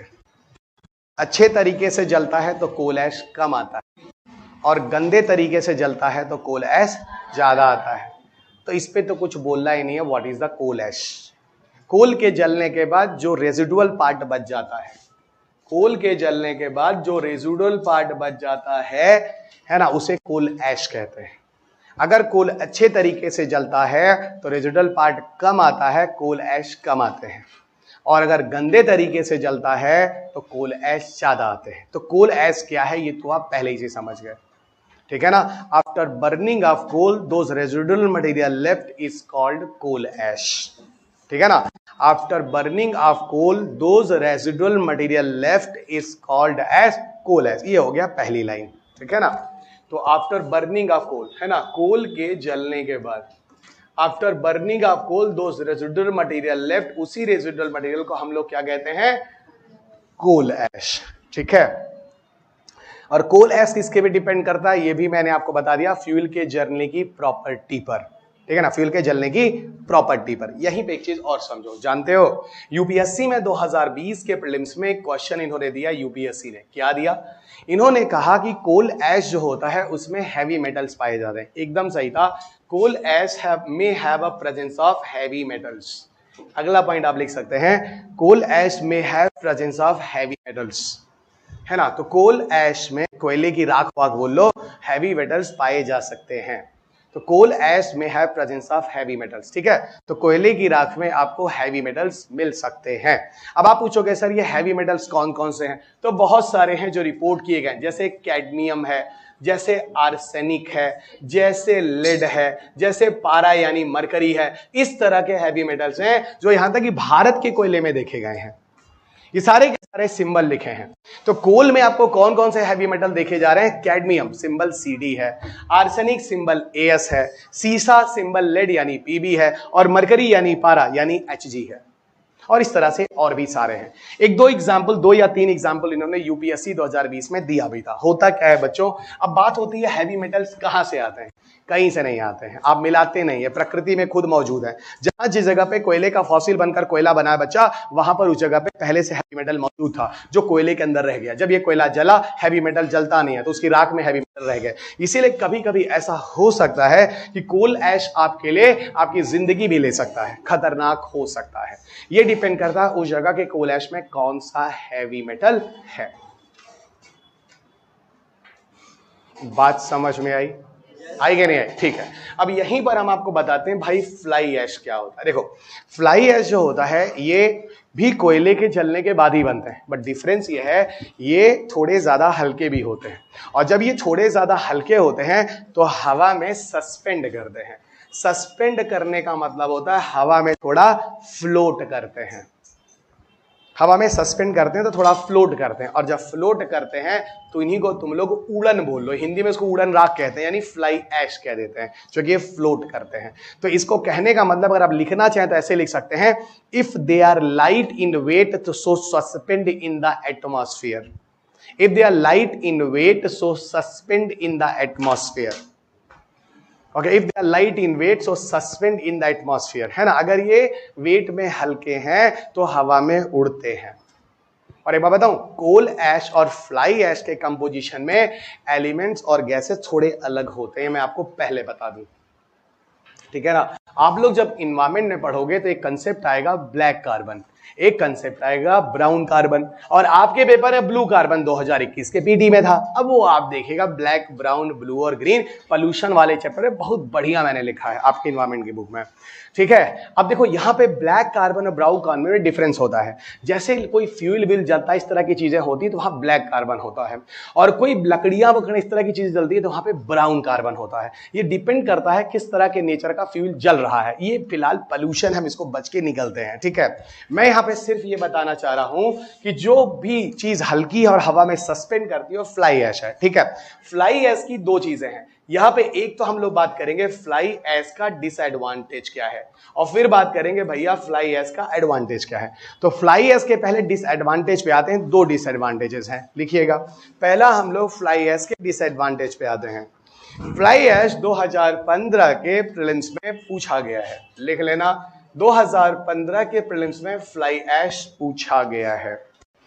ओके, फ्लाई ऐश 2015 के प्रीलिम्स में पूछा गया है। क्या है भाई फ्लाई ऐश? देखो बच्चों, ऐसा होता है फ्लाई ऐश के डिसएडवांटेज में, पहली बात, ये एक तरह का एरोसॉल पार्टिकल है। एरोसॉल का मतलब होता है ऐसा सॉलिड पार्टिकल जो हवा में सस्पेंड करता है, उड़ता है, फ्लोट होता है, उसको कहते हैं एयर में सस्पेंडेड पार्टिकल, एरोसॉल पार्टिकल। और ये एरोसॉल पार्टिकल एक तरह के भैया ब्लैक कार्बन है, और ये ब्लैक कार्बन टाइप की चीजें जो होती हैं ये क्या करती हैं, ये ग्रीन हाउस इफेक्ट करती हैं, एटमॉस्फेयर का टेम्परेचर बढ़ाती हैं। क्यों? क्योंकि ये इंफ्रारेड लाइट को ट्रैप करती हैं। ये भी क्वेश्चन यूपीएससी में पूछा था। इंफ्रारेड मतलब ग्लोबल वार्मिंग के लिए ऐसा कौन सा सन की लाइट है, जो रेडिएशन है, जिनको ग्रीन हाउस गैसें ट्रैप करती हैं।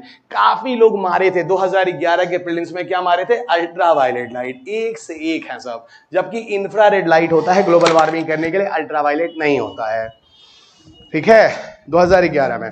तो सर आप ये कहना चाह रहे हैं कि फ्लाई ऐश एक तरह से ग्लोबल वार्मिंग के लिए जिम्मेदार है? डेफिनेटली बच्चों, ग्लोबल वार्मिंग के लिए जिम्मेदार है। ओके, ये आपको ग्लोबल वार्मिंग के लिए जिम्मेदार है, पहली चीज। ओके एवरीवन, और सुनो, तो ये बताओ पहला डिसएडवांटेज समझ में आया कि नहीं आया? बोलो हाँ भाई। इंफॉर्मेशन इसमें क्या टेक्निकल चीज है? इधर आइए सर, इसका दूसरा प्रॉब्लम बताओ। देखो कुछ नहीं है, एनिमल और ह्यूमन के हेल्थ के लिए प्रॉब्लम है, एनिमल एंड ह्यूमन हेल्थ के लिए इश्यूज है। कार्डियक स्ट्रोक बहुत तरह का पार्ट हो सकता है। एक तरह के पार्टिकुलेट मैटर्स हैं, ये 2.5 भी हो सकते हैं, 10 भी हो सकते हैं। आजकल तो पार्टिकुलेट मैटर 1 बहुत न्यूज में आता है, फिलहाल वो इन्वायरमेंट की बात है। और इन्वायरमेंट की जो नई एडिशन की किताब है, 3rd वाली जो आजकल आ गई है ना, आप लोगों को दी भी गई है, उस वाली किताब में सारी चीजें मैंने लिखी हैं, PM1 के बारे में भी, जो तुम लोग नहीं पढ़ोगे मुझे पता है। अभी नहीं मिला है तो कोई बात नहीं, वो मिलेगा। ओके, मार्केट में मेरी 3rd एडिशन की बुक इन्वायरमेंट की आ गई है। ओके, घबराओ नहीं। तुम लोग ऑथर से पढ़ रहे हो, जैसे लक्ष्मीकांत सर हैं, उनकी क्लास जैसे सुनो तो उन्हीं के किताबा है, उन्हीं का टीचरे हैं, तो थोड़ा इज्जत किया करो यार, ठीक है नहीं? हाँ, वो तो हम ऐसे लोकल टाइप का लगते हैं क्योंकि हम है भी लोकल, है ना? हाँ, वो है भी इसलिए थोड़ा, लेकिन सुनो थोड़ा इज्जत कर दिया करो, बाहर थोड़ा लोगों को लगता है थोड़ा स्टैंडर्ड टीचर है। हाँ, थोड़ा करो दिया करो, ठीक है। चलो, वैसे सुनो, ज्यादा करने की जरूरत नहीं है, दूसरे के सामने किया करो, बाकी पर्सनल हम लोग एक ही हैं। क्या बाहर नौटंकी करो, थोड़ा ये देखो थोड़ा महंगा महंगा जूता उता क्यों पहनते हैं, बाहर वालों को लगे थोड़ा अच्छा पैसा कमाते हैं, जैसे इज्जत नहीं करते हैं सब, भिखारी है क्या ये, ऐसे सोच लेते हैं सब, नहीं समझे तुम लोग। अरे बच्चा दिखाना पड़ता है, तुम लोग समझते नहीं हो। हम बहुत सादा आदमी है, हाफ पैंट पहन के टी शर्ट पहन के हम अपना कई साल गुजार चुके हैं, पढ़ाई वढ़ाई में ऐसे 2 हाफ पैंट था, 3-4 टी शर्ट था, हमारा तैयारी हो गया उसी में। तुम लोग के जमाने में ना अलमारी भरा हुआ है ना, हम लोग ऐसे ही कुर्ता दे दो, हाफ पैंट दे दो, हमारा उसी में जिंदगी गुजर जाएगा। आया यहाँ क्लास में हाफ पहन के आएंगे, अच्छा लगेगा, लुंगी पहन के धोती पहन के आ जाएंगे, तब गाँव में तो हम ऐसे ही जीते हैं। चलो इसलिए हमको शहर भर पसंद नहीं है, घुटन वाली जीती है। चलो तो बाहर से लग रहा विदेशी आदमी है, ऐसे तो आए तो विदेश से ही है, लेकिन हमको लोकल ही ठीक लगता है। इधर आओ। हाँ कौन है? हाँ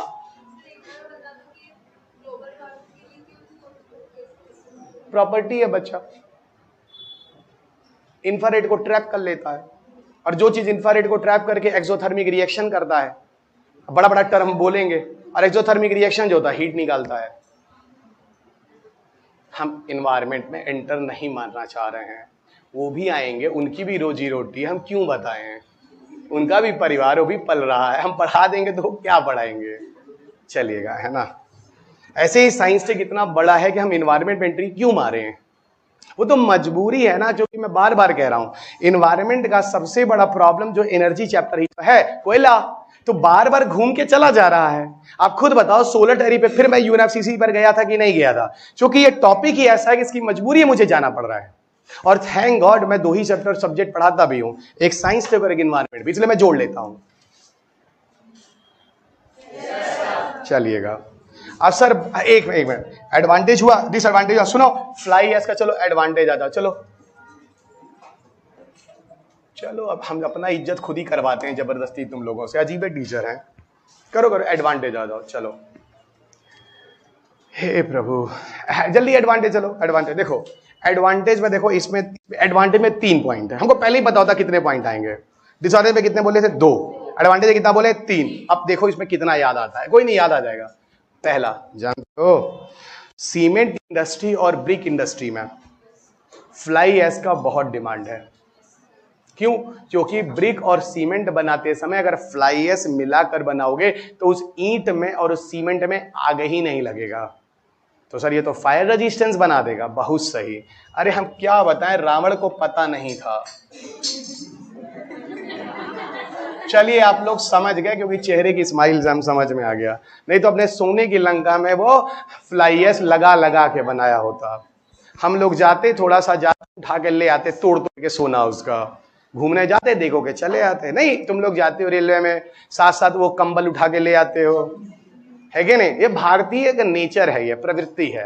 तो जाते थोड़ा कुछ नहीं मिलता तो हाथ में खुरुच खुरुच के थोड़ा सोना ले आते हैं, कि नहीं? चलिएगा, आइए फायर रेजिस्टेंस पहली चीज। तो कहने का मतलब है इन ब्रिक एंड सीमेंट इंडस्ट्री, है ना, ब्रिक एंड सीमेंट इंडस्ट्री, है ना, brick and cement industry have a lot of demand. ठीक है, ब्रिक और सीमेंट इंडस्ट्री में लॉट ऑफ डिमांड। ठीक है, ईंट और सीमेंट उद्योग में इसका अच्छा खासा डिमांड है।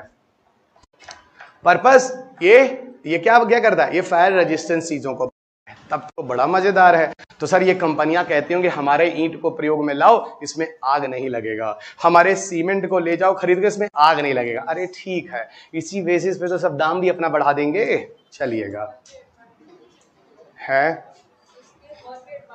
बच्चा 3 है, अभी रुको, अभी अब दूसरा तीसरा वही तो है, अजीब हालत है। हम और एडवांटेज नहीं बताने जा रहे हैं क्या? तुम ठीक हो बच्चा? थक गई हमको लग, पानी दो, पानी पिलो, पानी पिलो, थक गई है ना, पानी पिलो, है ना। अब देखो दूसरा एडवांटेज, अब देखो तीसरा ही बताया, तीसरा है ना, तीसरा आंख में देखो चढ़ा हुआ है, ऐसा थक गई एकदम, है ना। इधर से दूसरा सुनो, दूसरा, एक मिनट, फायर रेजिस्टेंस हो गया बच्चों पहला। दूसरा सुनो, ऐसा है, सुनो सुनो सुनो सुनो, ऐसा है मार्केट में सबसे बढ़िया सीमेंट पोर्टलैंड सीमेंट मानते हैं। कौन सा? Portland cement. कैल्शियम वॉल्यूम होता है इसमें, बड़ा मजबूत होता है, और ऐसा कहते हैं पोर्टलैंड सीमेंट को और बेहतर बनाने के लिए, या कह लो एक तरह से पोर्टलैंड सीमेंट का एक अल्टरनेटिव है इस तरह के फ्लाई एश वाला सीमेंट। तो यानी कमिंग फ्यूचर में हो सकता है पोर्टलैंड जैसे सीमेंट सबसे बेहतर सीमेंट है, इनके डिमांड को ये खत्म कर दे, है ना भैया। अगर एक ऐसा सीमेंट जो आज मार्केट में सबसे ज्यादा बिकता है, दे दनादन सब लूटते हैं आम जनता से, या ऐसा भी नहीं है, क्वालिटी वाला सीमेंट है, पैसा खूब है, कोई कंपटीशन नहीं रह जाएगा तो क्या होगा, ठीक है ना। तो फ्लाई एश जैसी मिक्सिंग वाले जो सीमेंट होंगे ये मार्केट में एक अच्छा कंपटीशन है। नई बात समझ में आ रही है, यानी it can replace the demand of Portland cement, है ना, या it can improve the quality of Portland cement, दोनों चीजों में चल जाएगा, ठीक है।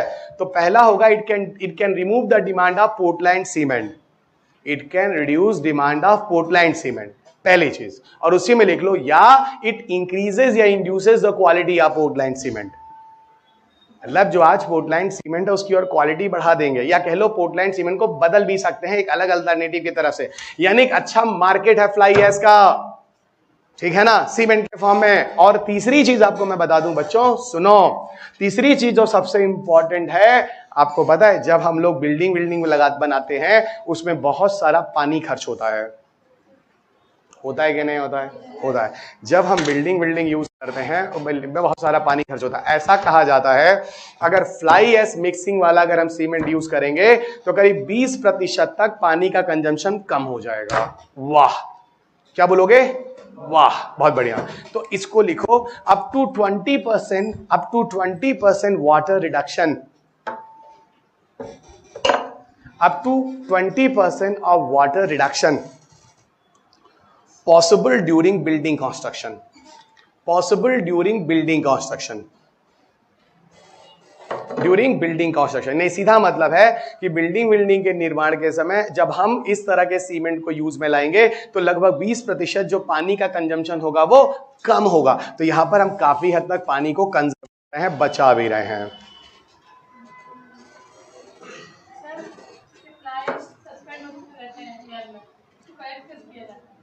उसको कलेक्ट ना करो, उसको जहां निकल रहा है कंटेनर में वहीं रहने दो, थोड़ी देर बाद उसी कंटेनर में सफेद करके बैठ जाएगा, तभी हम यूज कर पाएंगे। हवा में आ जाएगा बच्चा तो खतरा हो जाएगा। इसीलिए कोल वोल इंडस्ट्री के पास ये सारी चीजें बहुत कंट्रोल में की जाती हैं, नहीं तो हो जाएगा बवाल। Everybody clear? और इतना सारा तो फिर भी पोल्यूशन उसके बाद भी आ ही रहा है, कहां रोक पा रहे हैं, लेकिन कोशिश करते हैं ज्यादा से ज्यादा मिनिमाइज कर लें। अच्छा, जानते हो आज से कुछ साल पहले एक रिपोर्ट आया था कि भारत वो कंट्री है जहां के एरिया से सबसे ज्यादा सल्फर डाइऑक्साइड रिपोर्ट हो रहा है, यानी इंडियन कॉन्टिनेंट से सबसे ज्यादा सल्फर डाइऑक्साइड हवा में निकल रहा है। ये नासा के कुछ सैटेलाइट्स थे, उनके ये डेटा थे, उसके पीछे ये स्टेटमेंट आया था। ये आज का नहीं, आज से 7 साल 6 साल पहले का है, ठीक है। मुझे तो पता ही है 20 साल में क्या क्या हुआ ना, पढ़ाते एक चीज आप लोगों के सामने मैं करंट अपडेट हमेशा कराता रहा, वो सारी चीजें स्टडी होती। तो उस समय मैं पढ़ा रहा था आज से 6-7 साल पहले कि भारत एक ऐसा राष्ट्र है इंडियन कॉन्टिनेंट के एरिया से सल्फर डाइऑक्साइड एमिशन बहुत ज्यादा हो रहा है, जबकि मैंने बोला था इंडियन कोल में सल्फर डाइऑक्साइड बहुत कम होता है। तो उस समय बच्चों ने पूछा ये तो बड़ा कॉन्ट्रीडिक्टरी आप बोल रहे हैं कि हमारे इंडियन कोल में सल्फर डाइऑक्साइड बहुत कम है, और दूसरा आप नासा का रिपोर्ट आ रहा है कि हमारे यहाँ से सल्फर डाइऑक्साइड बहुत ज्यादा निकल रहा है। हाँ, इसलिए क्योंकि हमारा जो फिल्टर है भले कम निकलता है लेकिन वो उतना अच्छा नहीं है और सल्फर डाइऑक्साइड को एटमॉस्फेयर में निकलने देता है, उस समय का रिपोर्ट। और बाकी जो कंट्री है उनमें भले सल्फर डाइऑक्साइड ज्यादा निकलता है लेकिन उनके फिल्टर टेक्नोलॉजी इतनी अच्छी है वो उसको रोक लेते हैं। क्या विचित्र है हम लोग भी, फायदा होने के बाद भी उसको हम लोग फायदा नहीं ले पा रहे हैं। चलिए, इस हिसाब से डेटा था, वो चीज आपके आज के जमाने की नहीं है, लेकिन इन्वायरमेंट में मैंने ये चीज लिखी है। India is the country, Indian continent is the areas where have a maximum amount of sulphur dioxide gas in that atmosphere. ये मैंने वो डेटा को लिखा है नासा के सैटेलाइट्स के ऑब्जर्वेशंस। उसके बाद इसमें अभी तक कोई डेटा नहीं आया, इसलिए वो कंटेंट अभी भी उस बुक के इन्वायरमेंट में लिखा गया है, मैंने हटाया नहीं है।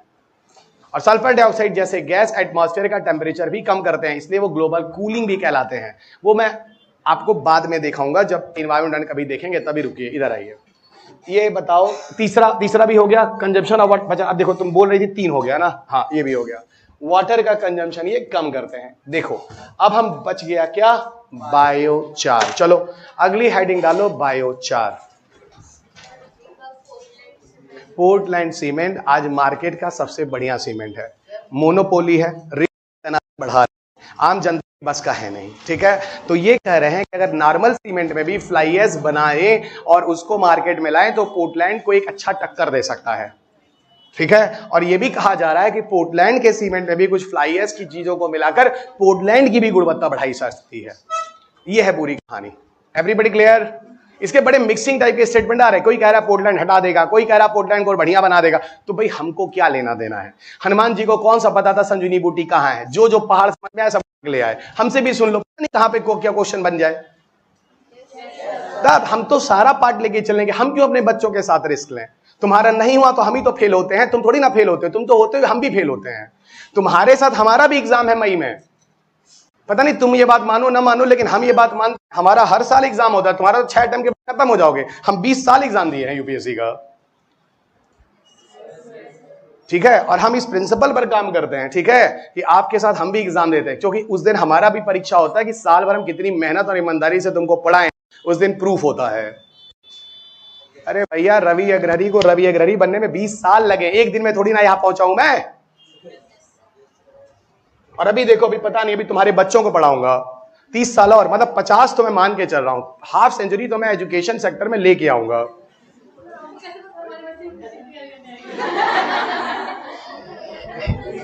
बहुत बढ़िया क्वेश्चन है सर, हमको कैसे पता हमारे बच्चों को? देखो ऐसा है, जैसे मोदी जी 2050 में देश को विकसित करेंगे, वैसे ही हमको भी ले लो। बोलने में क्या जाता है? हाँ बच्चा, हाँ रेक्टिफायर, इंसुलेशन में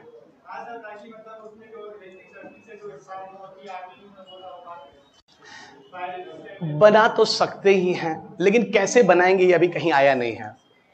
बना तो बहुत कुछ सकते हैं, लेकिन अभी ऐसा कुछ आया नहीं है, ठीक है।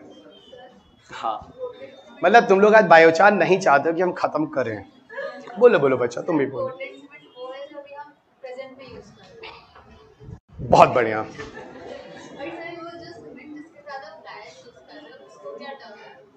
Normal cement.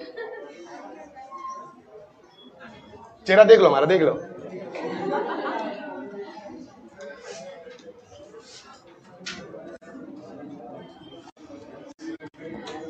देखो, पहले तो बायोचार में एक बात सुनो।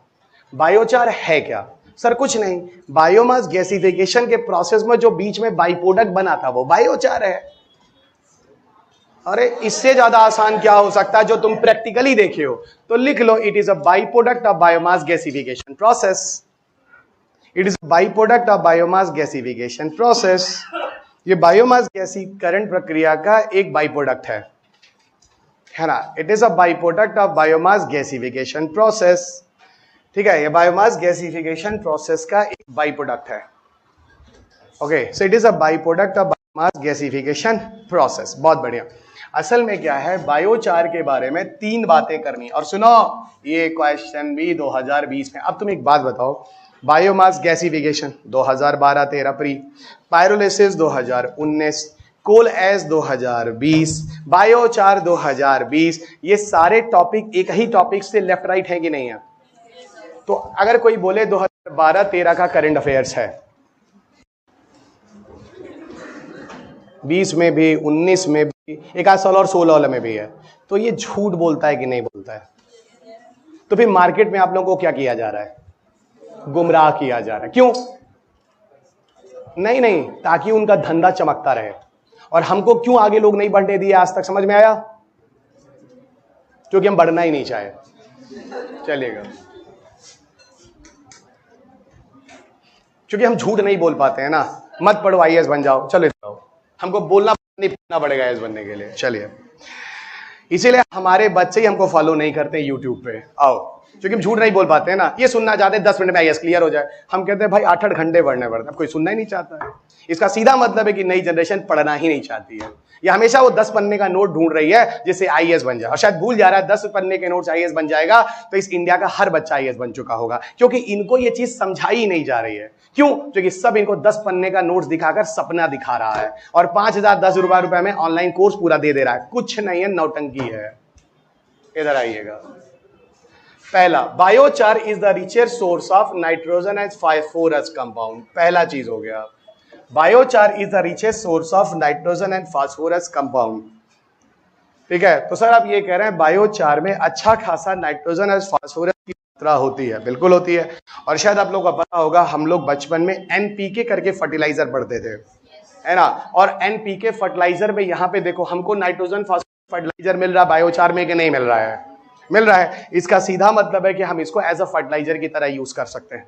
तो बायोचार का पहला फायदा मिला कि नहीं मिला? अगर it is a richest source of nitrogen as phosphorus, इसका सीधा मतलब है ये क्या कर रहा है, एक अच्छा खासा फर्टिलाइजर है कि नहीं है बच्चा? ठीक है, तो it increases the fertility of crop. हो गया, उसी के आगे चाहो तो लिख लो, it increases fertility of crop.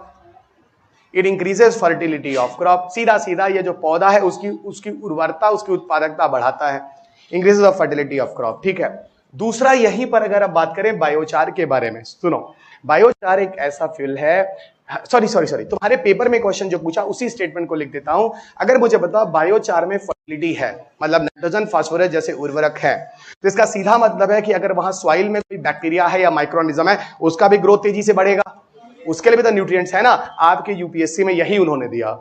ये लाइन मैंने बोली नहीं थी, मैं झूठ नहीं बोलता हूं क्लास में, है ना। ये लाइन मैंने नहीं बोली थी, इतना जरूर बोला था कि नाइट्रोजन फास्फोरस जैसे फर्टिलिटी है जो वहां की फर्टिलिटी बढ़ाता है। ठीक है, अब यूपीएससी में उन्होंने नाइट्रोजन फास्फोरस फर्टिलिटी ना करके उन्होंने कहा induces microbial growth in the soil। तो बताओ स्टेटमेंट सही लिखा था गलत लिखा था? एग्जैक्टली तो वो भी स्टेटमेंट लिख लो जो यूपीएससी की लाइन है। It induces microbial activity in the soil. Induces मतलब इंक्रीज करना, बढ़ाना, है ना। It induces microbial activity in the soil, ये यूपीएससी पीटी की लाइन है ना। तो सर आप ये कहना चाह रहे हैं ये मिट्टी के अंदर जो होता है, जो सूक्ष्म जीव होते हैं, बैक्टीरिया, उनका वृद्धि भी बढ़ाता है। Exactly, increases the growth of the micro organism. तीसरी बात सुनो, और तीसरी बात के साथ हम लोग आज का लेक्चर खत्म करते हैं। सुनो, तीसरी बात जो बायोचार का है वो बहुत इंटरेस्टिंग है। Mixing of biochar in soil reduces leaching process. लिखो, mixing of biochar in soil reduces leaching process, है ना। Mixing of biochar in soil reduces leaching process. Leaching का मतलब होता है छन छन कर चीज का नीचे जाना। ठीक है, बायोचार को मिट्टी में मिलाने के बाद लीचिंग की प्रक्रिया जो होती है वो कम हो जाती है। ठीक है ना, mixing of biochar in soil reduces leaching process. ठीक है, इसका मतलब अगर हम किसी मिट्टी के अंदर बायोचार को मिला दें तो उसका लीचिंग कम हो जाता है। मतलब पानी वानी अगर ऊपर मिट्टी में हो तो नीचे नहीं जाएगा वाटर टेबल में, ये कहने का मतलब है। इससे फायदा क्या होगा, जो आप केमिकल को अप्लाई करते हैं, किसान जो खेतों पे डालता है, जैसे केमिकल फर्टिलाइजर, केमिकल पेस्टिसाइड्स, वो कई बार डालता है, क्योंकि वो केमिकल फर्टिलाइजर, केमिकल पेस्टिसाइड जब किसान खेत में पानी डालता है इरिगेशन के लिए, तो वो चीजें नीचे वाटर टेबल में चली जाती हैं। तो पौधों के पास वो चीजें कम मात्रा में रहती हैं। नहीं समझ में आई बात? नहीं समझ में बात? आप लोग जल्दीबाजी में हो गए क्लास छोड़ने के चक्कर में। ये चीज बहुत इंपॉर्टेंट है, और यही क्वेश्चन तो तीसरा स्टेटमेंट था जिसमें आप फंसे थे और जिसको आप सुनना नहीं चाह रहे हैं। माइक्रोबियल ग्रोथ तो आपने सब कुछ मार लिया था। मैं ये कहना चाह रहा हूं कि मान लो ये नीचे वाटर टेबल है, अरे समझ लो, सब कोई नहीं पढ़ाएगा तुमको, पूरे भारत में जाकर ढूंढाओ। कोचिंग के लोग किए होंगे किसी कोचिंग इंस्टीट्यूट में कुछ मिला ही नहीं होगा। सब सुनो, इधर पढ़ा रहा हूं तो समझो ढंग से। इधर देखो, ये बच्चे एक प्लांट है, उसका जड़ है, ठीक है, ये रूट वाला एरिया आपको पता है, और नीचे वाटर टेबल है। पहले ये बताओ कि जो पौधा होता है, ठीक है, जो पौधा होता है, ठीक है, उसकी जड़ें काफी नीचे क्यों नहीं जाती हैं? बायोलॉजी है ये, सीधा आंसर ही दे देता हूं, इतना टाइम नहीं है। क्योंकि रूट्स जो होते हैं वो एरोबिक रेस्पिरेशन करते हैं, और रूट्स जड़ सॉइल में ऊपर वाले एरिया में ऑक्सीजन पाया जाता है। ओके, तो रूट्स कौन सा रेस्पिरेशन करते हैं? Roots aerobic. मैं एक्सेप्शन की बात नहीं कर रहा हूं, जैसे मैनग्रूव्स में, या फिर वो जड़ें जो पौधे जल में पाए जाते हैं उनकी बात, मैं नॉर्मल पौधों की बात कर रहा हूं। नॉर्मल पौधों की जड़ें बहुत नीचे नहीं जाती, वो उतनी ही डेप्थ तक जाती हैं जहां ऑक्सीजन होता है, और आपको पता होगा। इसीलिए जब किसान कोई पौधा लगाता है तो सबसे पहले खेत की जोताई करता है, प्लॉइंग करता है, हल होता है, उसको क्या कहता है, मिट्टी को उठा के गिराता है, तो अंदर काफी पोर बन जाते हैं, और इस सॉइल पोर के थ्रू ऑक्सीजन भी अच्छी खासी मात्रा में नीचे आता है। जब आप ज्योग्राफी में सॉइल के टेक्सचर्स और कंपोजिशन पढ़ते हैं सॉइल के अंदर, तो वहां पर ऑक्सीजन भी बोला जाता है, लेकिन ऑक्सीजन बच्चा सिर्फ upper layer of the soil में होता है। इसका सीधा मतलब हुआ roots never go deep and deep in the soil due to absence of oxygen, reason the roots involve in aerobic respirations. समझ में आ गया? अब सुनो, मैं यही कह रहा हूं, अगर बताओ यहां पर किसान केमिकल फर्टिलाइजर डाला, वही रासायनिक उर्वरक वगैरह, केमिकल फर्टिलाइजर डाला, या फिर बच्चा केमिकल पेस्टिसाइड डाला, ठीक है ना, केमिकल फर्टिलाइजर डाला या फिर पेस्टिसाइड डाला, होता क्या है? सुनो, होता ये है, यहीं पर अगर सुनो, यहीं पर अगर किसान साथ साथ पानी भी डाल दे इरिगेशन के लिए, तो भैया पानी कुछ समय के लिए तो यहां होगा कि नहीं होगा? उसके बाद धीरे धीरे लीच डाउन करके कहां चला जाएगा? वाटर टेबल में। और एक बात, अगर पानी लीच डाउन करके नीचे जा रहा होगा तो साथ साथ केमिकल पेस्टिसाइड और फर्टिलाइजर को भी तो लेके नीचे ले चला जाता होगा। इसका मतलब किसान को इस खेत में 3-4 बार केमिकल फर्टिलाइजर डालना होगा और किसान को इस खेत में 3-4 बार पानी डालना होगा और हर बार ये चीज नीचे जाकर वाटर टेबल को जहरीला बनाती होगी। बनाती कि नहीं बनाती है? एक काम करो, यहां पर क्या करो बच्चों, तुम लोग यहां पर बायोचार की मिक्सिंग कर दो, बस हो गई कहानी। तो सर आप कहना क्या चाह रहे हैं? मैंने बोला अगर आप बायोचार की मिक्सिंग कर दोगे तो अब यहां पर जो वाटर होगा वो होल्ड हो जाएगा। इसका मतलब अब वाटर नीचे नहीं जाएगा, मेरा चेहरा देखो, और अगर वाटर नीचे नहीं जाएगा इसका सीधा मतलब है यहां पानी काफी देर के लिए रुकेगा और एक ही दो बार के इरिगेशन में, एक ही दो बार के फर्टिलाइजर में पौधा दे दनादन मोटा होकर अच्छी प्रोडक्टिविटी कर देगा और नीचे वाटर टेबल भी नुकसान नहीं होने पाएगा। ये यूपीएससी का अगला स्टेटमेंट था।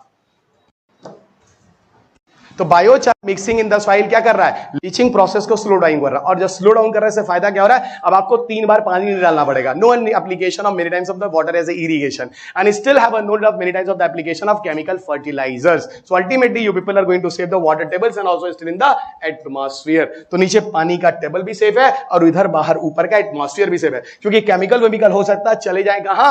किसी नदी तालाब झील में और वहां मछलियों को मार दें और मछलियों के अंदर से होकर आपके अंदर चले आए, जिसको हम लोग आगे इन्वायरमेंट में बायोलॉजिकल मैग्निफिकेशन और फूड चेन जो बोलते हो। नहीं समझ में आया?